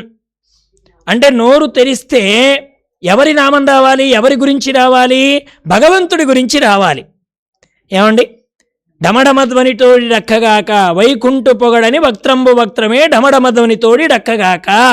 ఇరుగు పొరుగుల ముచ్చట్లు చెప్పమంటే ఆపకుండా నానుస్టాపుగా గంటలు గంటలు మాట్లాడగలిగేటువంటి ఈ నోరున్నదే, 4 విషయాలు భగవంతుడి దగ్గర మాట్లాడమంటే తడబాటు పడతాయండి. బయట విషయాలు ఎలా మాట్లాడతామంటే తెల్లవారుదాన బుడబొక్కలు వాళ్ళు వస్తారు చూశారా, గడగడా గడగడా గడగడా గడగడా కొట్టుకుంటూ వస్తారే. ఏమండి, అలాగా లొడలొడా లొడలొడా లొడలొడా కాని మాటలు, అయిన మాటలు, తెలిసిన మాటలు, తెలియని మాటలు, విన్న మాటలు, విన్న వాటికి కల్పించిన మాటలు వాగేటువంటి ఈ నోరున్నదే, వైకుంఠుడి గురించి చెప్పమంటే మాత్రం నోరెత్తదట. అక్కడ సైలెంట్ అయిపోతుంది, ఇష్టం వచ్చిన మాటలు ఇక విరివిగా మాట్లాడేస్తుంది. అప్పుడు డక్కకి దీనికి సంబంధం ఏమిటి చెప్పండి? వైకుంఠు పొగడని వక్త్రంబు వక్త్రమే డమడమధ్వనితోడి డక్కగాక. ఆయన ఏమన్నాడు? నీ పద్యావళులాలకించు చెవులన్, నిన్నాడు వాక్యంబులన్, నీ మూర్తిపై చూపులన్. నీ మూర్తిపై చూపులన్, ధనుర్దాస్ అనే మహానుభావుడు రామానుజాచార్యుల వారి చరిత్రలో భార్యకి గొడుగు పట్టి పెడుతూ ఉంటే రామానుజాచార్యుల వారి చూసి, ఏమయ్యా, శ్రీరంగంలో రంగనాథుడి దర్శనం చేసుకొని ఇంత వైభవంగా మేము వస్తుంటే, మేము ఆ స్వామి యొక్క సౌందర్యం తలస్తూ ఉంటే నువ్వేమిటయ్యా ప్రకృతికమైనటువంటి ఈ సౌందర్యానికి గొడుగు పడుతున్నావంటే, ఆయన అన్నాడు, ఈవిడ మా ఆవిడండి, ఎండకన్నెరగని సుకుమారండి, ఎండబడితే దేహ సౌందర్యం ఏమైపోతుందండి, అందుకని గొడుగు పట్టానండి అన్నాడు. ఓహో, ఈ సౌందర్యం ఇలాగే ఉంటుందని ఏమైనా నమ్మకమా? ఎప్పుడు ఇలాగే ఉంటుందా? అదంతా నాకు తెలియదండి. నేనున్నంత వరకు మా ఆవిడ మీద ఎండపడ్డానికి వీల్లేదు. ఎందుకని? సృష్టిలో అందమైనటువంటిది నా భార్యే. నా భార్య మీద ఎండపడితే నేను ఓర్చుకోలేను. సరే, నీ భార్య అందమైంది అంటున్నావు కదా, ఇంతకు మించిన సౌందర్యం నేను చూపిస్తాను, వస్తావా అన్నాడు. పదా వెడతామని చెప్పి శ్రీరంగంలో రంగనాథుడిని చూపిస్తే అప్పుడు ఆయన మనస్సు మారి ఆయన ధనుర్దాసు రామానుజులకు శిష్యుడయ్యాడు అని రామానుజాచార్యుల వారి చరిత్రలో ఉంటుంది. అంటే మీరు బాగా రసగుల్లా తిన్నారనుకోండి, రసగుల్లా తినగానే మీకు టీ ఇచ్చారనుకోండి, టీలో ఉన్నటువంటి పంచదార రుచి మీకు తెలుస్తుందా? ఎందుకు తెలియదు? దానిలో మాత్రం పంచదార వేయలేదా? ఆ టీలో కూడా పంచదార వేశారండి, వేయలేకపోవడం కాదు అక్కడ కారణం, దానిలో కూడా పంచదార వేశారు. కానీ దీనికి మించిన తీపిని మీరు తినున్నారు గనక, నాలుక ఇంకా రుచిని కోల్పోలేదు గనక ఏది తిన్నా మీకు ఇక చప్పగానే ఉంటుంది. అలాగే భగవంతుడి నామం అనేటువంటి రుచి నాలుక మరిగిన తరువాత విషయ సుఖాల రుచి కూడా రసగుల్లా తిన్న తరువాత టీ తాగితే ఎలా ఉంటుందో అలా ఉంటుంది. మనం ఏం చేస్తున్నామంటే రసగుల్లానేమో ప్రాపంచిక విషయాలుగా చేశాం, భగవంతుడి విషయాన్నేమో టీగా మార్చేశాం. మనం ఇటుదటు అడిదిటు మార్చడంలో బ్రహ్మాండంగా ఉంటుందండి మన జీవితాలు. ఎందుకంటే అక్కడ మాట ఇక్కడ, ఇక్కడ మాట అక్కడ చెప్పడం అలవాటు కదా. ఎవరితో చెప్పనంటూనే 10 మందికి ప్రచారం చేయటం మనకు అలవాటు. అలాగే భగవంతుణ్ణి రుచి మరగాల్సిన చోటేమో ప్రపంచం తెచ్చిపెట్టాం, ప్రపంచాన్ని చూడాల్సిన చోట భగవంతుణ్ణి తెచ్చిపెట్టాం. అందుకనే మనం భగవంతుడి యొక్క రుచిని అనుభవించలేకపోతున్నాం. భగవంతుడి రుచి అనుభవిస్తే ఉండగలరా అండి? మేము మళ్ళీ 5ంటికి మైకు పెట్టి పిలవాలి మీ అందరినీ, రెండమ్మా రెండని అంటే రుచి కలగలేదనే అర్థం. అక్కడ రుచి కలిగితే దేనికి మనం ప్రాధాన్యత ఇస్తున్నాం, ఇది కదా తెలియాలి. ఇదే అన్నాడండి అక్కడ కపిల భగవానుడు కర్దముణ్ణి ఆశీర్వదించి, నాయనా సగుణోపాసన అవసరమే. ఎంతవరకు అంటే చాలామంది అంటారు, నేను ఆ విగ్రహం దగ్గర కూర్చుంటేనే నాకు ధ్యానం కుదురుతుందండి, నేను ఆ చోట్లో కూర్చుంటేనే ధ్యానం కుదురుతుందండి. అంటే అక్కడ పరమాత్మ అంటున్నాడు, అంటే నన్ను అక్కడ మాత్రమే చూస్తున్నావా, ఆ విగ్రహంలోనే చూస్తున్నావా, పోనీ ఆ ప్రదేశంలోనే నన్ను చూస్తున్నావా అని అడుగుతున్నాడండి పరమాత్మ. ప్రహ్లాదుడు ఏమన్నాడు? ఇందుగలడందు లేడని సందేహంబు వలదు, చక్రి సర్వోపగతుండు, ఎందెందు వెదకి చూచిన అందందే గలడు, దానవాగ్రని వింటే. ఎవరికి చెప్పారండి ఇటువంటి బోధ? వినేటువంటి వాడికే చెప్పాడు ఆయన. వింటే అంటే ముందు మనస్సు పెట్టి విన్నటువంటి వాడికే ఆ బోధ అందుతుంది. ఇప్పుడు కర్దముడు ఏమర్థం చేసుకున్నాడంటే, నేను విగ్రహానికి కట్టుబడిపోయాను, కానీ అంతటా ఉన్నటువంటి విశ్వాత్మకుడైనటువంటి పరమాత్మని నేను అవగతం చేసుకోవాలి. అంటే పరమాత్మ ఉన్నదే పరమాత్మ అనేటువంటి దృష్టిలోకి నేను వెళ్ళాలి. రామదాసు గారు మీకు తెలుసు కదా, భద్రాచల రామదాసు గారు. ఆయన మొదట్లో ఏమన్నాడంటే, తారక మంత్రము కోరిన దొరికెను ధన్యుడనైతిని ఓరన్నా, మీరిన కాలుని దూతల పాలిట మృత్యువు ఇది మది నమ్మన్నా అన్నాడు ఆయన. మొదట్లో మంత్రం వెతుక్కున్నాడు ఆయన. మంత్రం వెతికి అనుభూతి చెందిన తర్వాత ఏమన్నాడు? అంతా రామమయం, ఈ జగమంతా రామమయం. అంతకుముందు ఎలా చూశాడు? నదిని నదిలాగా చూశాడు, కొండని కొండలాగా చూశాడు, చెట్టుని చెట్టులాగా చూశాడు. కానీ అనుభవానికి వచ్చిన తర్వాత ఏమంటున్నాడు? నదులు వనంబులు నానా మృగములు విహిత కర్మములు వేద శాస్త్రములు అంతా రామమయం. ఇంతకు ముందర చెట్టు చెట్టే, కానీ ఇప్పుడేం చేస్తున్నాడు? చెట్టులో నా రాముడున్నాడు. ఇంతకుముందు నది నదే, కానీ ఇప్పుడేమంటున్నాడు? ఆ నదిలో నా రాముడున్నాడు. అంటే సాధన ఎలా పెరిగిందండి రామదాసు గారికి? సాధనలో మంత్రాన్ని ఉపాసన చేస్తుంటే ఆయన మంత్రము ద్వారా ఉపాసన చేసిన దైవమే ప్రతి దానిలో నిండి నిమిడీకృతమై ఉన్నాడనేటువంటి సత్యాన్ని ఆయన గుర్తిస్తున్నాడు. మనం కూడా అలా గుర్తించగలుగుతున్నామా? సాధన ఎప్పుడు పూర్ణమవుతుంది అంటే విచారణతో ప్రారంభమై సమర్పణతో ముగుస్తుంది అన్నారు రమణ మహర్షుల వారు. వెతుకుతాడటండి ముందర, ఇందులో దేవుడున్నాడా, ఇందులో దేవుడున్నాడా, ఇందులో దేవుడున్నాడా అని మొదలైన సాధన అసలు ఉన్నది దేవుడే అని ముగుస్తుందటండి. ఇంతకు ముందు దాకా దీనిలో ఉన్నాడా, దానిలో ఉన్నాడా అంటే విచారణ చేస్తున్నాడు.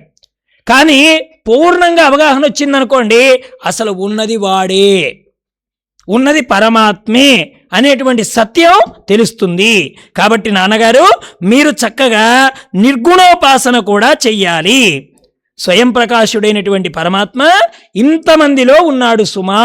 ఈశ్వర సర్వభూతానాం హృదయేషర్జున తిష్టతి భ్రామయన సర్వభూతాని యంత్రారూఢాని మాయయా. విద్యాప్రకాశానందగిరి స్వామి వారు దీనికి చక్కని ఉపమానం చెప్పారు. బాగా పల్లెటూరు వాడటండి ఎక్స్కర్షన్కి వెళ్ళాడట, ఎగ్జిబిషన్కి వెడితే ఇప్పుడు మనం ఎక్కడికైనా వెళ్ళొచ్చాం. ఇప్పుడు మన నైమిషారణ్యం వచ్చామండి. మన ఇంటికి వెళ్ళగానే ఏమంటారు, ఇప్పుడు యూట్యూబ్ పుణ్యమా అని నైమిషారణ్యం రాని వాడు కూడా అన్నీ చెప్తాడు. నైమిషారణ్యంలో ఏమున్నాయో వాడిక్కడికి రాకపోయినా యూట్యూబ్లో కొట్టి చూసినంత జ్ఞానం వాడు పొంది మనల్ని ప్రశ్నిస్తాడు. ఏమంటాడు, మీరు చక్రతీర్థం వెళ్ళారా, రుద్రావర్తి వెళ్ళారా, లలితాదేవి గుడికి వెళ్ళారా, మనకంటే బాగా చెప్పేస్తారు. ఇప్పుడు మనకు అనుమానం వస్తుంది, వీడు నాకు తెలియకుండా నైమిషారణ్యం ఎప్పుడు వెళ్ళొచ్చాడు, మొత్తం చెప్పేస్తారు.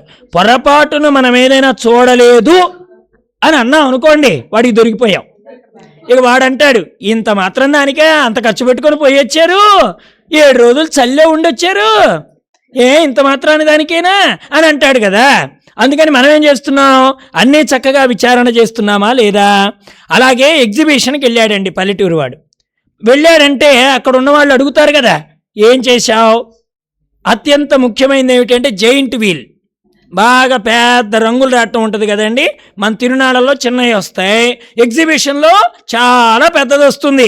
వాడు అనుకున్నాడు, నేను రాక పట్నం వచ్చాను, ఎగ్జిబిషన్కి వెళ్ళానని గొప్పలు చెప్పాలి. చెప్పిన తర్వాత ఊళ్ళో వాళ్ళు ఏం చేశావు, ఏం తిరిగావని అడుగుతారు, జైంట్ వీల్ ఎక్కానని చెప్పాలి. అందుకని ఆ టికెట్ సగం ఇస్తాడు కదా, అది బాగా భద్రంగా దాచిపెట్టుకున్నాడు. ఎందుకంటే ఎవడైనా అడిగితే సాక్ష్యం, నేను చూశానని సాక్ష్యం అండి. అందుకని బాగా పక్క జేబులో పెట్టుకొని ఎక్కి కూర్చున్నాడు.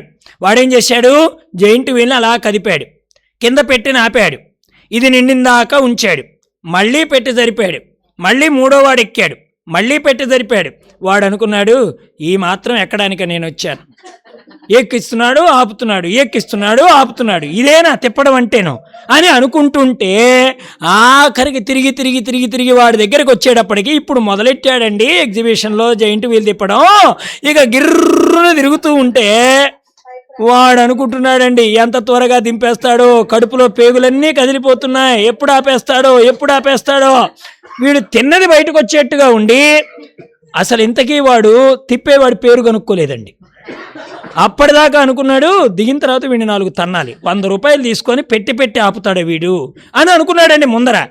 ఇప్పుడు అనుకుంటున్నాడు, అసలు వాడి పేరు కనుక్కోకుండా ఎక్కా నా దరిద్రం, వాడిని ఇప్పుడు పిలవాలి, నేను వాడిని పిలిస్తే కదా వాడాపేది అని అనుకుంటూ ఉంటే వాడికి వాడి పేరు తెలియకపోయినా తిప్పేవాడు అక్కడున్నాడని అర్థమైందండి.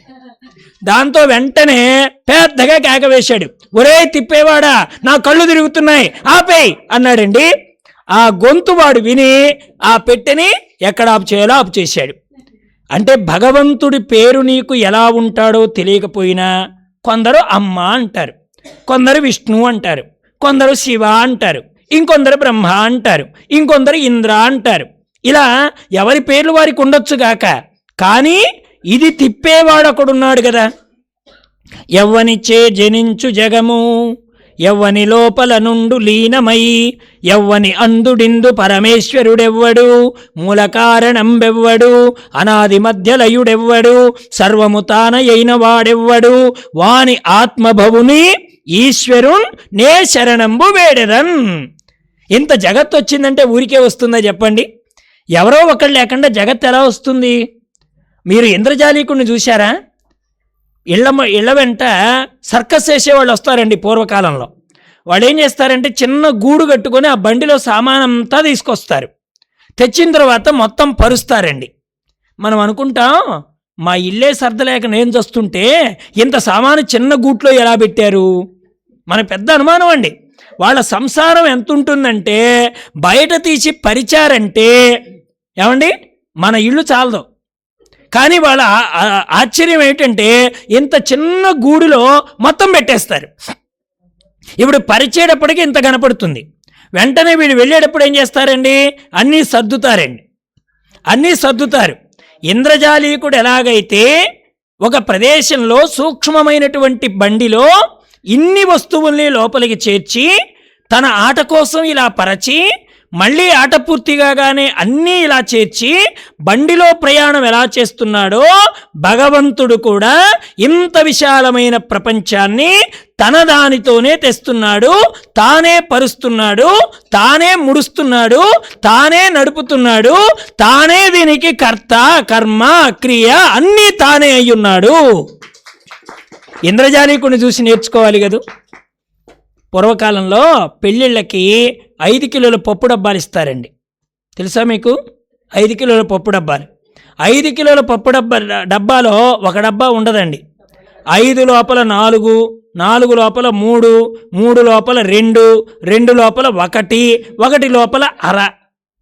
ఇన్ని డబ్బాలు ఉంటాయండి. చూడ్డానికి ఎలా కనిపిస్తుంది? అది ఒక పప్పు డబ్బాలాగా కనిపిస్తుంది. నేను వాళ్ళ కొడుకు పెళ్ళికి ఇంత చదివిస్తే వీడు ఒక డబ్బా తీసుకొచ్చాడు ఊగులాడుతున్నాం అని అనుకుంటే వాడేం చేస్తాడు? ఈ ధర నుంచి ఆ ధరికి పరిచేస్తాడు. 1/2 కిలో డబ్బా మొత్తం బంచి మొత్తం వాడిదే సరిపోతుంది. వాడంటాడు పర్వాలేదు బాగానే తెచ్చాడు, పరిస్తే బెంచి ఎంత ఉంది, చూడడానికి ఎంత ఉంది, కానీ బాగానే తెచ్చాడు చదివింపులకి అని ఆనందపడిపోవడం లేదు మనం. ఎలాగైతే ఒకదానిలో ఒకటి ఇముడ్చి వాడు ఎలా చేస్తున్నాడో పరమాత్మ కూడా ఆకాశద్వాయు వాయు అగ్ని అగ్నే ఆపహ ఆపహ పృథివీ పృథివ్యా ఓషధి ఓషధిభ్యో అన్నం అన్నాద్భవంతి భూతాని. మనందరి అడ్రస్ ఏమిటండి? అన్నము యొక్క చిన్న కణం. ఇదే చెప్పాడండి కర్దమ ప్రజాపతులతో మన కపిలుడు వాళ్ళ అమ్మగారితో కూడా చెప్పాడు, దేవహూతితో. అమ్మా, మానవ జన్మంటే బంధాల్లో పడిపోవడానికి, ఈ భోగాలు అనుభవించడానికి, కనిపించేదే సత్యం అనుకోవడానికి రాలేదమ్మా. మర్రా రాదు తల్లి. దేహం ఎలా వచ్చిందో చెప్తాను విను. తత్వం తండ్రికి చెప్పాడు, జన్మరహస్యం తల్లికి చెప్పాడు. అమ్మా, స్త్రీ పురుషులిద్దరు వివాహం అయిన తరువాత పురుషుడు తినేటువంటి అన్నంలో ఏ కర్మ చేస్తే మనం ఎవరికి పుట్టాలో అలాంటి కర్మను అనుభవించడానికి వీలైనటువంటి దేహాన్ని పరమాత్మ నిర్ణయం చేసి మనల్ని అన్నంలోకి పంపుతాడమ్మ. ఆ అన్నాన్ని పురుషుడు తినగానే అది ఒక చిన్న కణంగా మారిపోతుందమ్మా.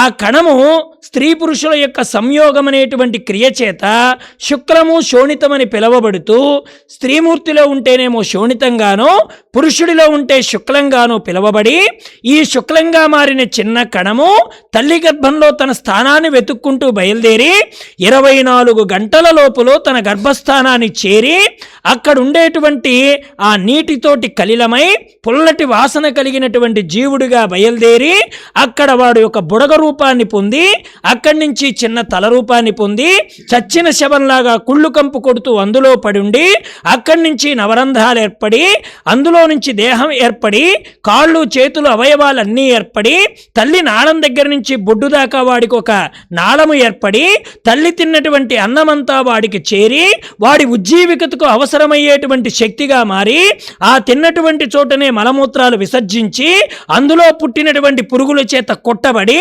ప్రక్కడొక్కలో తిరుగుతూ ఉండి తల్లికి దుఃఖాన్ని కలిగింపజేస్తూ, తల్లి ఎక్కువగా వేడి కలిగిన పదార్థాలు తింటే కుచించుకుపోయి చల్లనైన పదార్థాలు తిన్నప్పుడు బాగా దగ్గర అయిపోయి ఇలా లోపల వేదన అనుభవిస్తాడమ్మా. గత జన్మ పాపాలన్నింటినీ కూడా వాడు 7వ నెల వరకు తలచుకుంటూనే ఉంటాడు. 7వ జన్మలో వాడికి పూర్వజన్మ స్మృతి కలుగుతుంది. ఆ స్మృతిలో నేనెవరిని, అంతకు ముందర నా జీవితం ఏమిటి, నా జన్మ ఏమిటి, నేను ఎలా పుట్టాను, ఇంతకు ముందర ఎంతమందికి తండ్రి అయ్యాను, ఎంతమందికి తల్లి అయ్యాను, ఎన్ని పాత్రలు ధరించాను, ఏ కర్మలు చేశాను, ఇటువంటి జీవితంలోకి రావడానికి కారణమైనటువంటి కర్మ ఏంటి, దీని నుంచి బయటపడే వచ్చేవాడు ఎవడైనా ఉన్నాడా, ఈ మురికి ద్వారాల నుంచి తప్పించేవాడెవడైనా ఉన్నాడా, ఈ మలమూత్రాల వాసన తొలగించేవాడెవడైనా ఉన్నాడా, బయటకు రావడానికి వీలుగా ద్వారం ఏర్పాటు చేసేవాడు ఎవడైనా ఉన్నాడా, నా మొరాలకించేవాడు ఎవడైనా ఉన్నాడా అని ఏడుస్తున్నటువంటి వాడికి పరమాత్మ యొక్క అనుభూతి కలుగుతుందండి. లోపల 7వ నెలలో వాడికి కలిగేటువంటి అనుభూతి. వాడంటాడు, నాయనా నువ్వు అక్కడ ఉన్నావని మర్చిపోయాను, సంసారం సత్యం అనుకున్నాను, జీవితాన్ని ఇంద్రియాలకు అప్పగించేశాను, గ్రామ్య సుఖాల వెంట పరిగెత్తాను, ఇంద్రియ సుఖాల వల్ల అనుభవించేటువంటి దుఃఖాదుల చేత పీడింపబడ్డాను, గృహస్థాశ్రమ ధర్మంలో చేరి భార్యాబిడ్డల్ని పోషించుకోవడానికి అధర్మమైనటువంటి పనులు ఎన్నో చేశాను, వృద్ధాప్యంలో తిరస్కరింపబడ్డాను, ఆఖరికి మలమూత్రాల కొంపలో ఇప్పుడు ఎలా పడ్డానో చిట్ట చివరికి వృద్ధాప్యంలో కూడా ఈ చొల్లు కారుతుంటే ఇలా ఈగల వాలితే తుడుచుకోలేక పెట్టిన అన్నం తినాలనే తపన కలిగి లోపలికి వెళ్ళిన తరువాత జఠరాగ్ని మందగించడం చేత ఆకలి నశించిపోయి తినాలనే కోరిక చావక వండమని వాడని ఇబ్బంది పెట్టాను, తినలేక నేను ఇబ్బంది పడ్డాను. ముసల్తనంలో ఇదే కదా. ముసల్తనంలో ఏముంటుందండి, ఇవే ఇబ్బందులు ఉంటాయి. తినాలని బాగా కోరిక ఉంటుంది, గారెలు తినాలని ఉంటుంది, గారె ఒక్కటి తినగానే వీడికి ఉబ్బరం వచ్చేస్తుంది. వెంటనే కొడుకు అంటాడు, చెయ్యి చెయ్యి అని తిప్పలు పెడతావమ్మా, తరువాత ఏమో ఒక్కటి చాలు అరచాలు అంటావు, ఇలా ఎందుకే మమ్మల్ని ఏదిస్తావు, అలాగా నాయన నిన్ను ఇబ్బంది పెట్టానా అని తండ్రి ఇక నిన్ను ఎప్పుడు ఏం అడగనులే. మళ్ళీ మరుసటి రోజు పిలిచి జిలేబీ అడుగుతుంది. ఏమిటే నిన్న ఏమీ అడగనని చెప్పావు కదే, అవునరా అది హాటు ఇది స్వీటు, అంతే కదా, నిన్న గారే హాటు ఇప్పుడు అడిగింది జిలేబీ స్వీటు, నేను కూడా మాట మీదే నిలబడతాను, అడిగిందే అడగను అంతే. ఏమండి ఇక వీడు అనుకుంటాడు అదొకటి తెచ్చినా మళ్ళీ సర్దుకుంటుందా అంటే మరుసటి రోజు అంటుంది, ఒరే మైసూర్ పాకు తీసుకురారా అంటుంది. వాడంటాడు, నేను తిన్నావు కదా స్వీటు, అదేమో పాకం ఇదేమో ముద్ద, రెండు ఒకటి ఎలా అవుతుందిరే, ఇది కూడా తినాలి అంటుంది. ఇక చూడండి వాడు పడే అవస్థ. తిందామనే కోరిక వీళ్ళకుంటుంది, లోపల జఠరాగ్ని మందగిస్తుంది, ఆకలి చచ్చిపోతుంది. ఇక వెంటనే ఈ అవస్థలన్నీ పడలేక ఓనాడు వాడు ప్రాణోత్క్రమణ సమయం ఆసన్నం కాగానే ఎదురుగా వచ్చినటువంటి యమకింకరుల్ని చూసి భయంతో వణికిపోతూ ఏమైనా పుణ్యం చేశావా అని అడుగుతారటండి వాళ్ళు. ఎన్ని మేడలు ఎన్ని మిద్దెలు ఉన్నాయి, ఎన్ని ఎకరాల పొలం ఉంది, ఇది ఎవడు అడగడండి. ఇవన్నీ ఇక్కడ పనికి వస్తాయి. మనం పెళ్ళికి వెళ్ళామనుకోండి, మీ ఆయన ఏమన్నా నగ చేయించాడా ఈ సంవత్సరం, ఇది అడుగుతారండి అమ్మలక్కలు, అంతే కదా. మీ ఆయన ఏమన్నా నెక్లెస్ చేయించాడా, నల్లపూసలు తాడు చేయించాడా, ఇవి అడుగుతారు. కానీ నిన్ను నువ్వు తెలుసుకోవడానికి ప్రయత్నం ఏమైనా చేస్తున్నావా, ఇది గురువులు మాత్రమే అడుగుతారు. ఉద్ధరేదాత్మనాత్మానం ఆత్మానం అవసాదయేత్ ఆత్మైవహ్యాత్మనో బంధు ఆత్మైవరిపురాత్మనః. భగవద్గీతలో స్వామి చెప్పాడు, అనుకూలంగా ఉంటేనేమో చెయ్యేసి మాట్లాడతాం, మనకు అనుకూలంగా లేకపోతే చెయ్యి తీసి మాట్లాడతాం. ఏమయ్యా నిన్నటిదాకా చెయ్యి వేసుకు తిరిగారు కదా, ఏడు మీ స్నేహితుడు రాలేదే అన్నా అనుకోండి, వాడి గురించి నా దగ్గర మాట్లాడద్దు, నిన్న వాడికి నాకు పెద్ద తగాదైపోయింది, నేను గారెదమ్మంటే వాడు బజ్జీ తెచ్చాడు, అప్పటి నుంచి వాడికి ఫ్రెండ్షిప్ కట్ ఇఫ్ అంటాడండి. ఈ గారే బజ్జే ఫ్రెండ్షిప్ ఏంటో అర్థం కాదు మరి సచ్చి. అంటే అనుకూలమైంది తెస్తేనేమో ఫ్రెండ్షిప్. వాడు అంటాడు, నాకు బజ్జీ సుతరాం ఇష్టం లేదండి, వాడికి ఇష్టం, నేను తెమ్మనమని చెప్తే నాకు ఇష్టమైంది తీసుకురాకుండా వాడికి ఇష్టమైంది తెచ్చుకున్నాడండి, అందుకని నేను వాడితో ఈ మధ్య పలకడం మానేశాను. ఎప్పటి నుంచి, నిన్నటి నుంచి. మళ్ళీ ఎప్పుడు ఫ్రెండ్షిప్ చేస్తావు, వాడు గారె తెస్తే మళ్ళీ చేస్తా. ఇదేం ఫ్రెండ్షిప్ అండి. అనుకూలమైతే ఫ్రెండ్షిప్, అనుకూలం లేదనుకోండి ఎంతకైనా తెగించేస్తాం, అసలు వాడికి మాకు సంబంధం లేదని కూడా చెప్పేస్తాం. ఇక వాడి మాట నా దగ్గర ఎత్తకండి అంటాం. ఎంత విచిత్రమైన మనస్తత్వాలండి మానవుడివి. తల క్రింద పెడతాడు, కాళ్ళు పైకి పెడతాడు, తల క్రిందులుగా వేలాడతాడు, ఊపిరి సరిగా తీసుకోలేడు, మలమూత్రాల కొంపలో పడతాడు, పురుగులు కుడుతుంటే తోలుకోలేడు, గర్భస్థ నరక దుఃఖం ఇంత అని చెప్పడానికి వీల్లేదు. పరమాత్మని ప్రార్థన చేసి, అయ్యా బయటికి వచ్చిన తరువాత నీ గురించే పాడతాను, నీ గురించే వింటాను, కాస్త నన్ను ఈ దుఃఖంలో నుంచి బయటపడవయ్యా అని అనగానే, పాపం వాడంత పిచ్చాడు ఎవడు ఉండడండి. మనల్ని నమ్మేది ఎవడంటే వాడొక్కడే. లోకంలో మనుషులు కూడా మనల్ని నమ్మరండి. ఆఖరికి భార్య కూడా నమ్మినట్టు నటిస్తుందే కానీ పూర్తిగా నమ్మదు. కొడుకు కూడా నటిస్తాడే కానీ నమ్మడం. వాడంటాడు, ఇప్పుడు వాడికి నచ్చింది తేలేదనుకోండి, చాక్లెట్ తెస్తానని తేలేదనుకోండి, నాకు తెలుసు నువ్వు మాట తప్పుతావని, నీ మాట మీద నాకు నమ్మకం లేదంటాడు. అలాగే చాక్లెట్ తెచ్చావనుకోండి, మా నాన్న బంగారం, అసలు మర్చిపోడు నాకేం కావాలో అని వాటేసుకుంటాడు. ఒక్కసారి అబద్ధం చెప్పి చూడండి, చాక్లెట్ తెచ్చి నేను తేలేదురా అని నువ్వు చెప్తే వెంటనే వాడు అంటాడు, నీ మోసం సంగతి నాకు తెలుసు, నువ్వు తల ఊపినప్పుడే అర్థం చేసుకున్నావు నువ్వు తేవని అంటాడండి. అంటే వాడికి కూడా తెలిసిపోయింది అనుకూలంగా ఉన్నప్పుడు ఎలా ఉండాలి, ప్రతికూలకంగా ఉన్నప్పుడు ఎలా ఉండాలి, చిన్నపిల్లలకు కూడా తెలిసిపోతుందండి. కానీ మనకు ఎవరు అనుకూలం కావాలి, ఎవరు ప్రతికూలం కావాలి. ప్రతికూలమయ్యేటువంటివేమో ఇంద్రియ సుఖాలు, అనుకూలం కావలసింది పరమాత్మ యొక్క సుఖం. మనం ఏం చేస్తున్నాం, ఇంద్రియ సుఖాలకేమో అనుకూలం అవుతున్నాం, పరమాత్మ సుఖానికి వచ్చేటప్పటికి నాకు తీరిక లేదండి, నాకు తీరిక లేదు. మా రామకృష్ణానంద స్వాములు అనేవారు, 2.5 గంటలు డబ్బులు ఇచ్చి చీకట్లో కూర్చొని నల్లుల చేత గుట్టించుకుంటారు, మీకేం కర్మ పట్టిందని అడిగాడు. సినిమా హాల్ అండి. 2.5 గంటలు చీకట్లో కూర్చోబెట్టి ఎవడో కూర్చున్న సీట్లో కూర్చొని ఆ నల్లులు కుడుతూ ఉంటే కాస్త గోక్కుంటూ కూర్చుంటాడండి. అప్పట్లో సినిమాలు బాగా ఉండేవి కదా. స్వామి చెప్పేవాడు, ఎరా ఎక్కడికి పోయారా అంటే సినిమాకి వెళ్ళాం స్వామి అనేవారు. డబ్బులు ఇచ్చి చీకట్లో కూర్చుంటారు, మీకేం కర్మరా, చక్కగా భాగవత ప్రకాశం దగ్గర కూర్చోమంటే, వెలుగులో కూర్చోమంటే రాకుండా ఉన్నారు, చీకట్లోకి డబ్బులు ఇచ్చిపోతారు, మీ కర్మేం కాలిందిరా అనేవాడు రామకృష్ణానంద స్వాముల వారు. అలాగే మహాత్ములు గొంతు చించుకు చెప్తున్నారండి. ఎందుకోసం అండి ప్రయత్నాలు మహాత్ములు చేశారు, మనకు ఏది సౌఖ్యమో మనకు తెలియడంలే. అందుకే కపిలుడు చెప్పాడు, అమ్మా ఈ మాత్రపు జన్మని వ్యామోహం పెంచుకోవడానికి కాదే, 9 మంది ఆడపిల్లల్ని కన్నావు, ఒక్కడిని నన్ను కన్నావు, ఇంకా వ్యామోహం చావలేదా, ఇంకా నన్ను అలా ఉండు, ఇలా ఉండు, నా దగ్గర ఉండు, నాతో ఉండు, ఏదొస్తుందమ్మా నీ వెంట. వెళ్ళిన వాళ్ళందరూ ఇష్టంలోకి వెళ్ళారా? లోకంలో ఒకసారి చూడండి, వెళ్ళిన వాళ్ళందరూ మన మీద ప్రేమలోకి వెళ్ళిపోయారా? మనం అంటే బోరుడు ప్రేమ అండి వెళ్ళిపోయిన వాళ్ళందరికీను. కానీ ఎందుకు వెళ్ళిపోయారు? వాళ్ళ సమయం అయిపోయింది.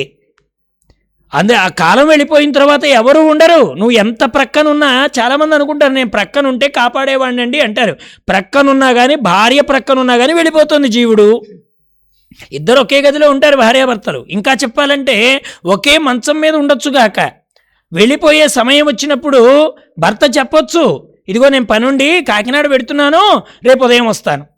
మరి వెళ్ళొచ్చే ప్రయాణానికి చెప్పేటువంటి భర్త మరి శాశ్వత ప్రయాణం అప్పుడు కూడా ఇల్లు జాగ్రత్త, పిల్లలు జాగ్రత్త, నేను పెడుతున్నాను జాగ్రత్త అని ఎందుకు చెప్పడం లేదు? ఈ ప్రయాణం రహస్యం గనక. ఈ ప్రయాణం రహస్యం, ఎవరికీ తెలియదు అది ఎప్పుడు వెళ్ళిపోతుందో. అందుకని ఈ లోపల ఏర్పాటు చేసుకోవాలండి.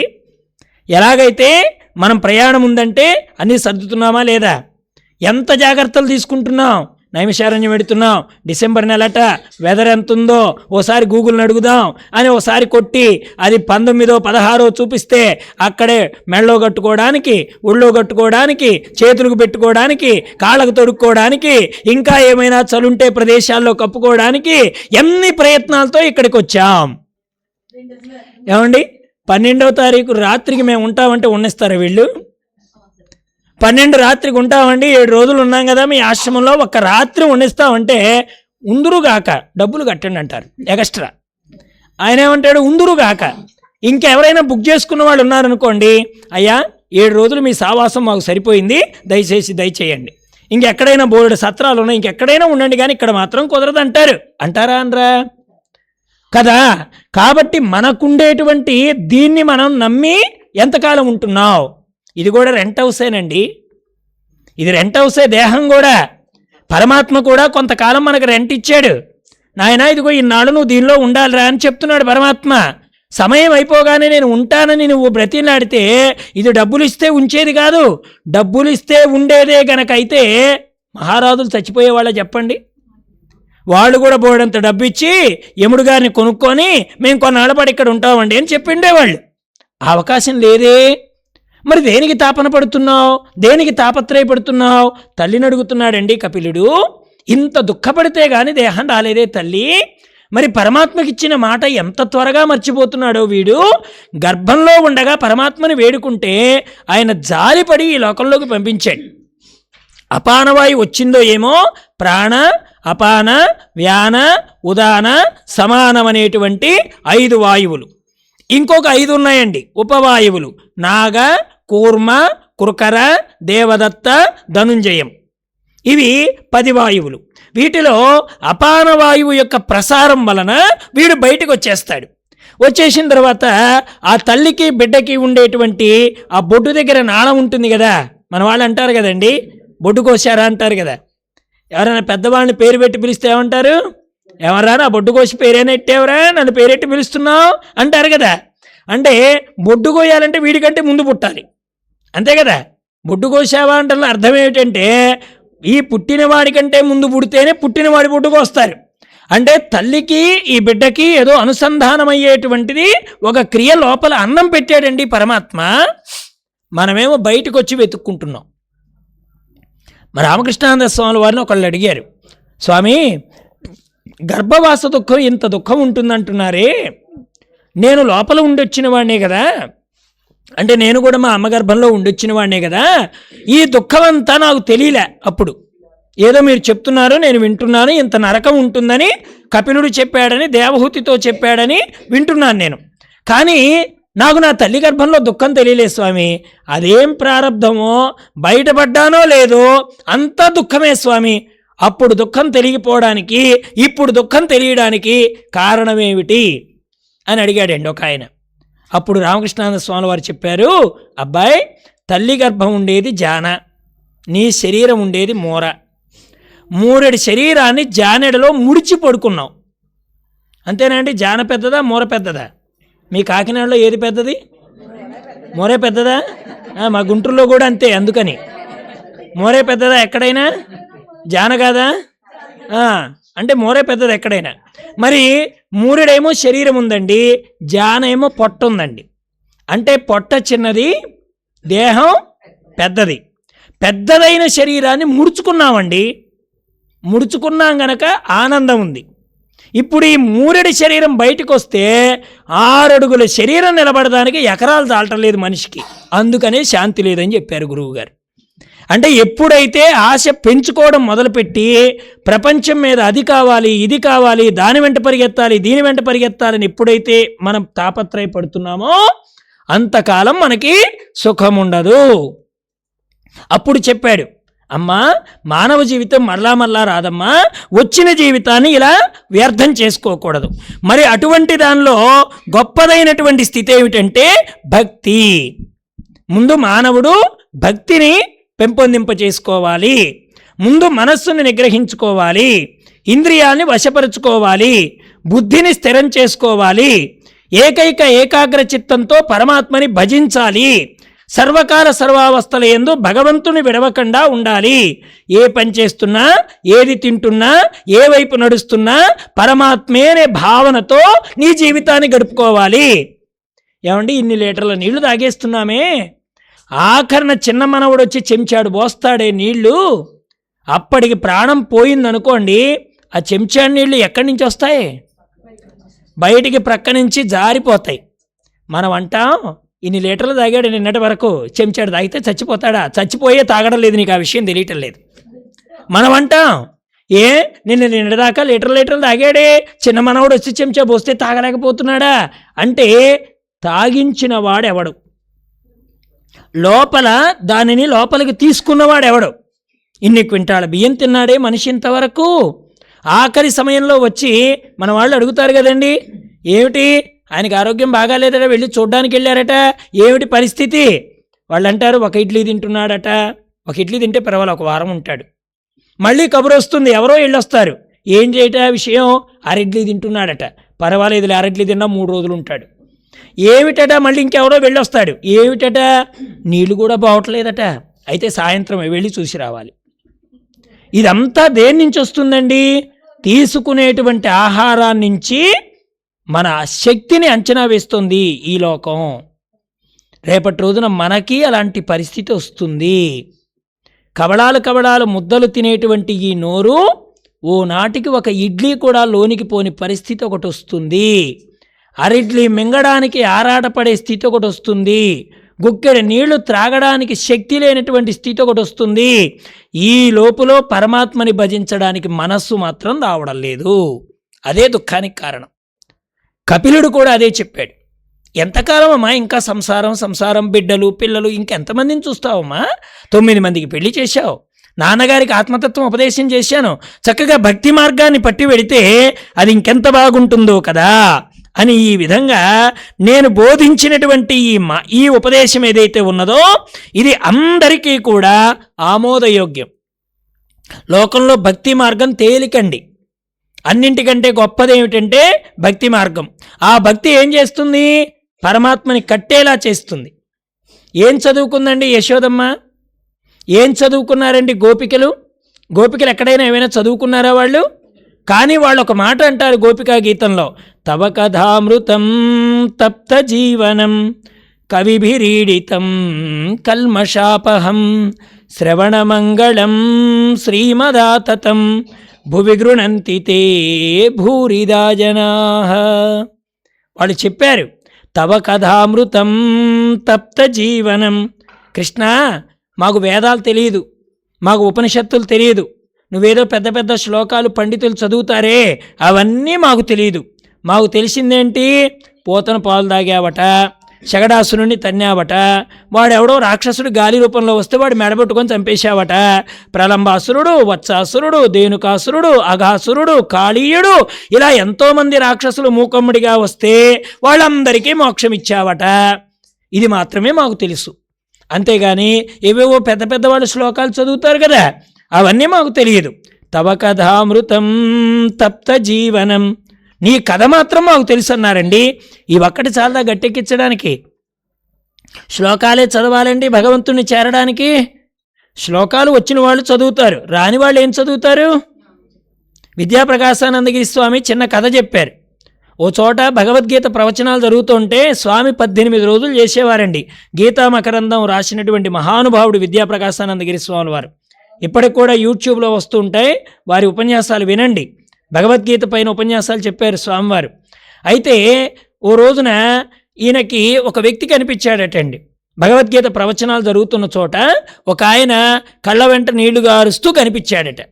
వెంటనే ఆయన పిలిచి, ఈ ఉపన్యాసకుడు, ఏమయ్యా ఏమిటి అలా కళ్ళ వెంట నీళ్లు కారుస్తున్నావు అని అంటే ఆయన చెప్పాడు, స్వామి నేనేం చదువుకోలేదండి, నాకు అక్షర జ్ఞానం కూడా లేదు, కానీ మీరు చెప్పేటువంటి ప్రవచనాలు వినడానికి మాత్రం వస్తున్నాను. అదేంటో మీరు చెప్తున్నంతసేపు నేను కురుక్షేత్రంలో ఉన్నట్టుగాను, పరమాత్మ నాకు బోధ చేస్తున్నట్టుగాను, ఆ అర్జునుడు నేనే అన్నట్టుగాను నాకు ఆ అనుభూతి కలుగుతుంది స్వామి, ఇంతకు తప్ప నాకేం తెలియదు అన్నాడు. స్వామి అన్నాడు, చెప్పిన నాకంటే కూడా విన్న నువ్వు చాలా అదృష్టవంతుడివయ్యా, కాబట్టి ఇదిగో ఈ ఉంగరం తీసుకో అని ఆ ఉంగరం ఇచ్చేశాడండి. ఎవరికి? ఆ విన్నవాడికి. మరుసటి రోజు సభ మొదలైపోతుంటే వంటగదిలో నుంచి వంటవాడొచ్చి, స్వామి మిరియాలు అయిపోయాయి అన్నాడు. అదేమిట్రా, నిన్నే కదా కిలో తెప్పించాను, అప్పుడే అవగొట్టేశావా అన్నాడు ఉపన్యాసకుడు.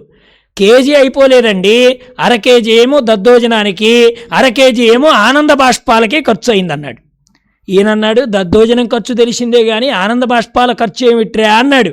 అదేంటో నాకు తెలియదండి, నిన్నెవరో ఒక ఆయన సభలో ఏడుస్తూ ఉంటే ఉంగరం ఇచ్చారట కదా, ఇది చూసిన మిగతా వాళ్ళు కూడా మా దగ్గర నుంచి మిరియాలు పట్టుకెళ్ళి సాది కళ్ళల్లో పెట్టుకుని ఏడవటం మొదలెడుతున్నారు. ఇప్పుడు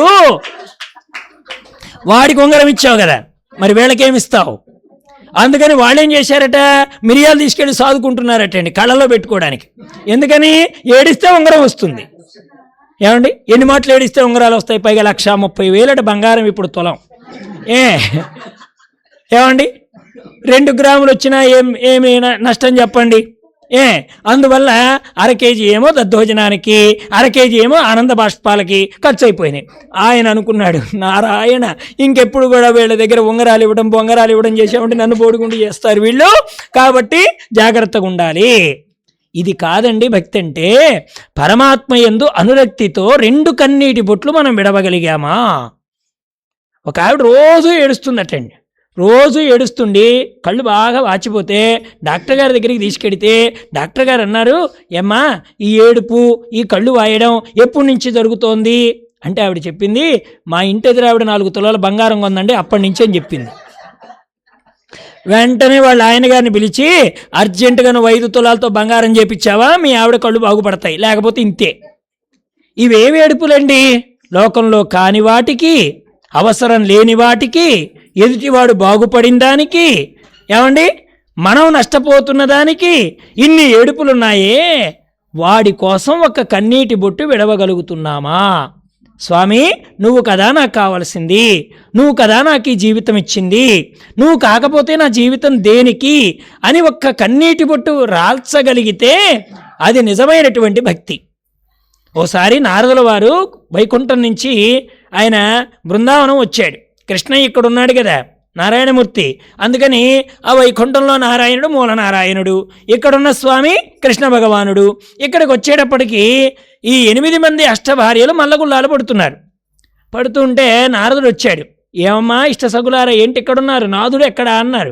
ఏ నాదుడు నారదా, మాకు సవతిని తెచ్చిపెట్టినట్టున్నాడు, మాకేం అర్థం కావటం లేదు. ఆ మందిరంలోకి పోతున్నాడు, గంటలు గంటలు ఉంటున్నాడు, ఏవేవో గొణుగుతున్నాడు, బయటికి మాత్రం గంటల తరబడి తర్వాత వస్తున్నాడు. మా 8 మందికి ఒక అనుమానం, 9వ భార్య ఏమైనా వచ్చిందా అడగడానికి ధైర్యం లేదు. వెంటనే మరి భక్తుల దగ్గర స్వతంత్రం ఉంటుంది కదా, నువ్వేమైనా వెళ్ళి కనుక్కుంటావా? నారదుడు అన్నాడు, ఈ మాత్రం దానికమ్మా నేను అడిగితే నాదుడు కాదంటాడా కృష్ణయ్య అని వెళ్ళి, కృష్ణ ఏమిటో ఆ మందిరంలోకి వెళ్ళి గంటలు గంటలు ఉంటున్నావట, ఏవేవో గొణుగుతున్నావట, ఈ మధ్య నాకు తెలిసింది, ఈ లోపల ఏముందో నేను చూడొచ్చునా? భగవంతుడు అన్నాడు, నా భక్తుడి దగ్గర నాకు రహస్యం ఏముంటుందయా, పద చూపిస్తానన్నాడు. లోపలికి వెడితే ఓ పెట్టె, ఆ పెట్టె తీస్తే ఇంకో పెట్టె, ఆ పెట్టె తీస్తే ఇంకో పెట్టె, 14 పెట్టెలు పెట్టాడు. అందులో ఆ 14 పెట్టెల్లో చివరిది చిన్న పెట్టె. ఆ పెట్టెలో కూడా 2 అరలు పెట్టాడు కృష్ణయ్య. ఒక అరలోనేమో ధూళి కణం, ఇంకొక అరలోనేమో ఒక నీటి చుక్క. ఈ రెంటికి పూజ చేస్తున్నాడట కృష్ణయ్య, రోజు పూజ చేస్తున్నాడట. అప్పుడు ఆయన అన్నాడు, ఏమిటి కృష్ణ, లోకమంతా నిన్ను గురించి పూజ చేస్తుంటే నువ్వు వేటికి పూజ చేస్తున్నావు అంటే, అప్పుడు నారాయణమూర్తి చెప్పాడు, ఇది నా కోసం తిరిగినటువంటి భక్తుడు యొక్క కాలి నుంచి వచ్చిన దుమ్ము కణం, ఇది నా కోసం ఒక భక్తుడు రాల్చిన కన్నీటి చుక్క. నేను ఈ రెంటిని పూజిస్తూ ఉంటాను, నాకు పూజనీయమైనవి ఈ 2 అని చెప్పాడు భాగవతంలో. కాబట్టి భగవంతుడు కూడా ఇష్టపడేది ఏమిటంటే ఇలాంటి లక్షణాలు కలిగినటువంటి భక్తుడు యొక్క హృదయాన్ని పరమాత్మ ఇష్టపడతాడు. కాబట్టమ్మా చక్కగా ఈ మార్గం చాలా తేలిక, దీనిని నువ్వు అనుష్ఠానం చెయ్యి, చక్కగా నువ్వు పరమపదమైనటువంటి మోక్షాన్ని పొందుతావు. వెంటనే ఆధ్యాత్మ విద్యలో ఉండే ఆనందాన్ని అనుభవించి, ఆహా నేనెంతటి ధన్యురాలునో కదా, లోకంలో కొడుకంటే నరకాన్ని అక్కడ తప్పించేవాడు కాదండి, జీవించి ఉండగానే నరకహేతువైనటువంటి ప్రపంచాన్ని గురించి తెలిపి మోక్ష మార్గాన్ని ఉపదేశించేటువంటి కొడుకుని కనడమే నిజమైన పుణ్యమని, అంతటి పుణ్యానికి నోచుకున్నటువంటి భాగ్యానికి ఆ దేవహూతి చక్కగా కపిల భగవానుడికి నమస్కారం చేసి ఆవిడ ఉత్తమమైనటువంటి లోకాలు పొంది అంత్యకాలంలో నారాయణమూర్తిలో ఐక్యమయ్యింది అని ఇక్కడ నారాయణమూర్తి యొక్క దివ్యమైనటువంటి భాగవత కథలో చాలామందికి ఉన్న అనుమానం ఏమిటంటే, ఆడవాళ్లమైన మాకు మోక్షార్హత ఉందా? పూర్వకాలంలో, ఇప్పుడంటే చాలా విజ్ఞానం పెరిగింది కనుక వేదం ఆడవాళ్ళు వినగలుగుతున్నారు. పూర్వకాలంలో వేదాన్ని వినడానికి కొంతమందికి అర్హత లేదు అని చెప్పి చాలా కఠినమైనటువంటి శాసనాలు చేసినటువంటి సందర్భాలు ఉన్నాయి. కానీ గార్గి, మైత్రేయి, సులభ, కాత్యాయని వీళ్ళందరూ కూడా చక్కగా వేదాన్ని అభ్యసించినటువంటి తల్లులే. వాదంలో భర్తని కూడా హృదయాన్ని గెలుచుకున్న వాళ్ళు ఉన్నారండి. మైత్రేయి, కాత్యాయని, యాజ్ఞవల్క్యులు. మనం పూజ చేసుకునేటప్పుడు ఈ దంపతుల పేర్లు వస్తుందండి.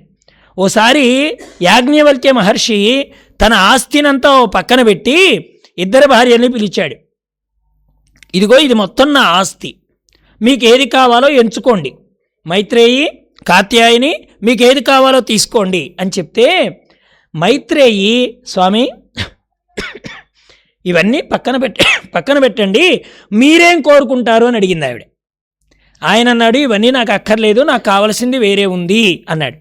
కాత్యాయని ఏం చేసింది, మరి మా సోదరి వద్దంటుంది గనక ఈ మొత్తం నాకే, నేనే తీసుకుంటున్నాను అన్నది.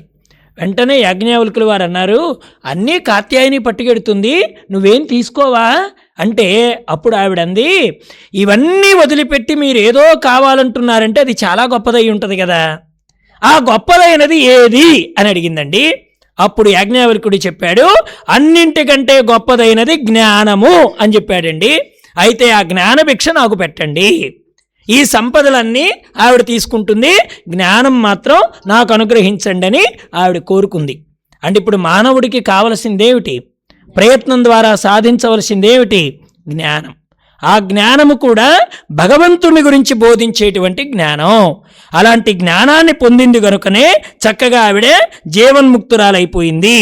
అటువంటి ఆత్మతత్వాన్ని చక్కగా స్వామివారి ద్వారా విని ఆవిడ ఈ లోకాలన్నింటిలో ఉండే భోగాలు శాశ్వతం కాదని తెలుసుకొని చక్కగా ఆవిడ పరమాత్మలో లీనమయ్యిందనే విషయాన్ని తెలియజేస్తూ ఈ రోజుకి ఈ సమయానికి దేవహూతి, కపిలుడు, కర్దముడు వీళ్ళ చరిత్రను మనకు వినిపించిన స్వామివారు రేపటి రోజున ధ్రువోపాఖ్యానం, జడభరతోపాఖ్యానాన్ని వినిపిస్తారు. ఆ 2 ఉపాఖ్యానాలు రేపు ఉదయం చేసేసుకుందాం. రేపు సాయంత్రానికి మనందరికీ ఇష్టమైన వాడు ప్రహ్లాదుడు, అందులోకి మళ్ళీ గజేంద్రుడు. వీళ్ళిద్దరి వృత్తాంతాలు రేపు పూర్తి చేసుకొని తరువాత ఉన్న సమయంలో కృష్ణలీలలో ఓలలాడడానికి ప్రయత్నం చేద్దాం. అంతవరకు వాసుదేవ వాసుదేవ, జై సద్గురుదేవ. ఓం సహనావవతు సహనౌ భునక్తు సహ వీర్యం కరవావహై తేజస్వినావధీతమస్తు మా విద్విషావహై. ఓం శాంతి శాంతి శాంతి.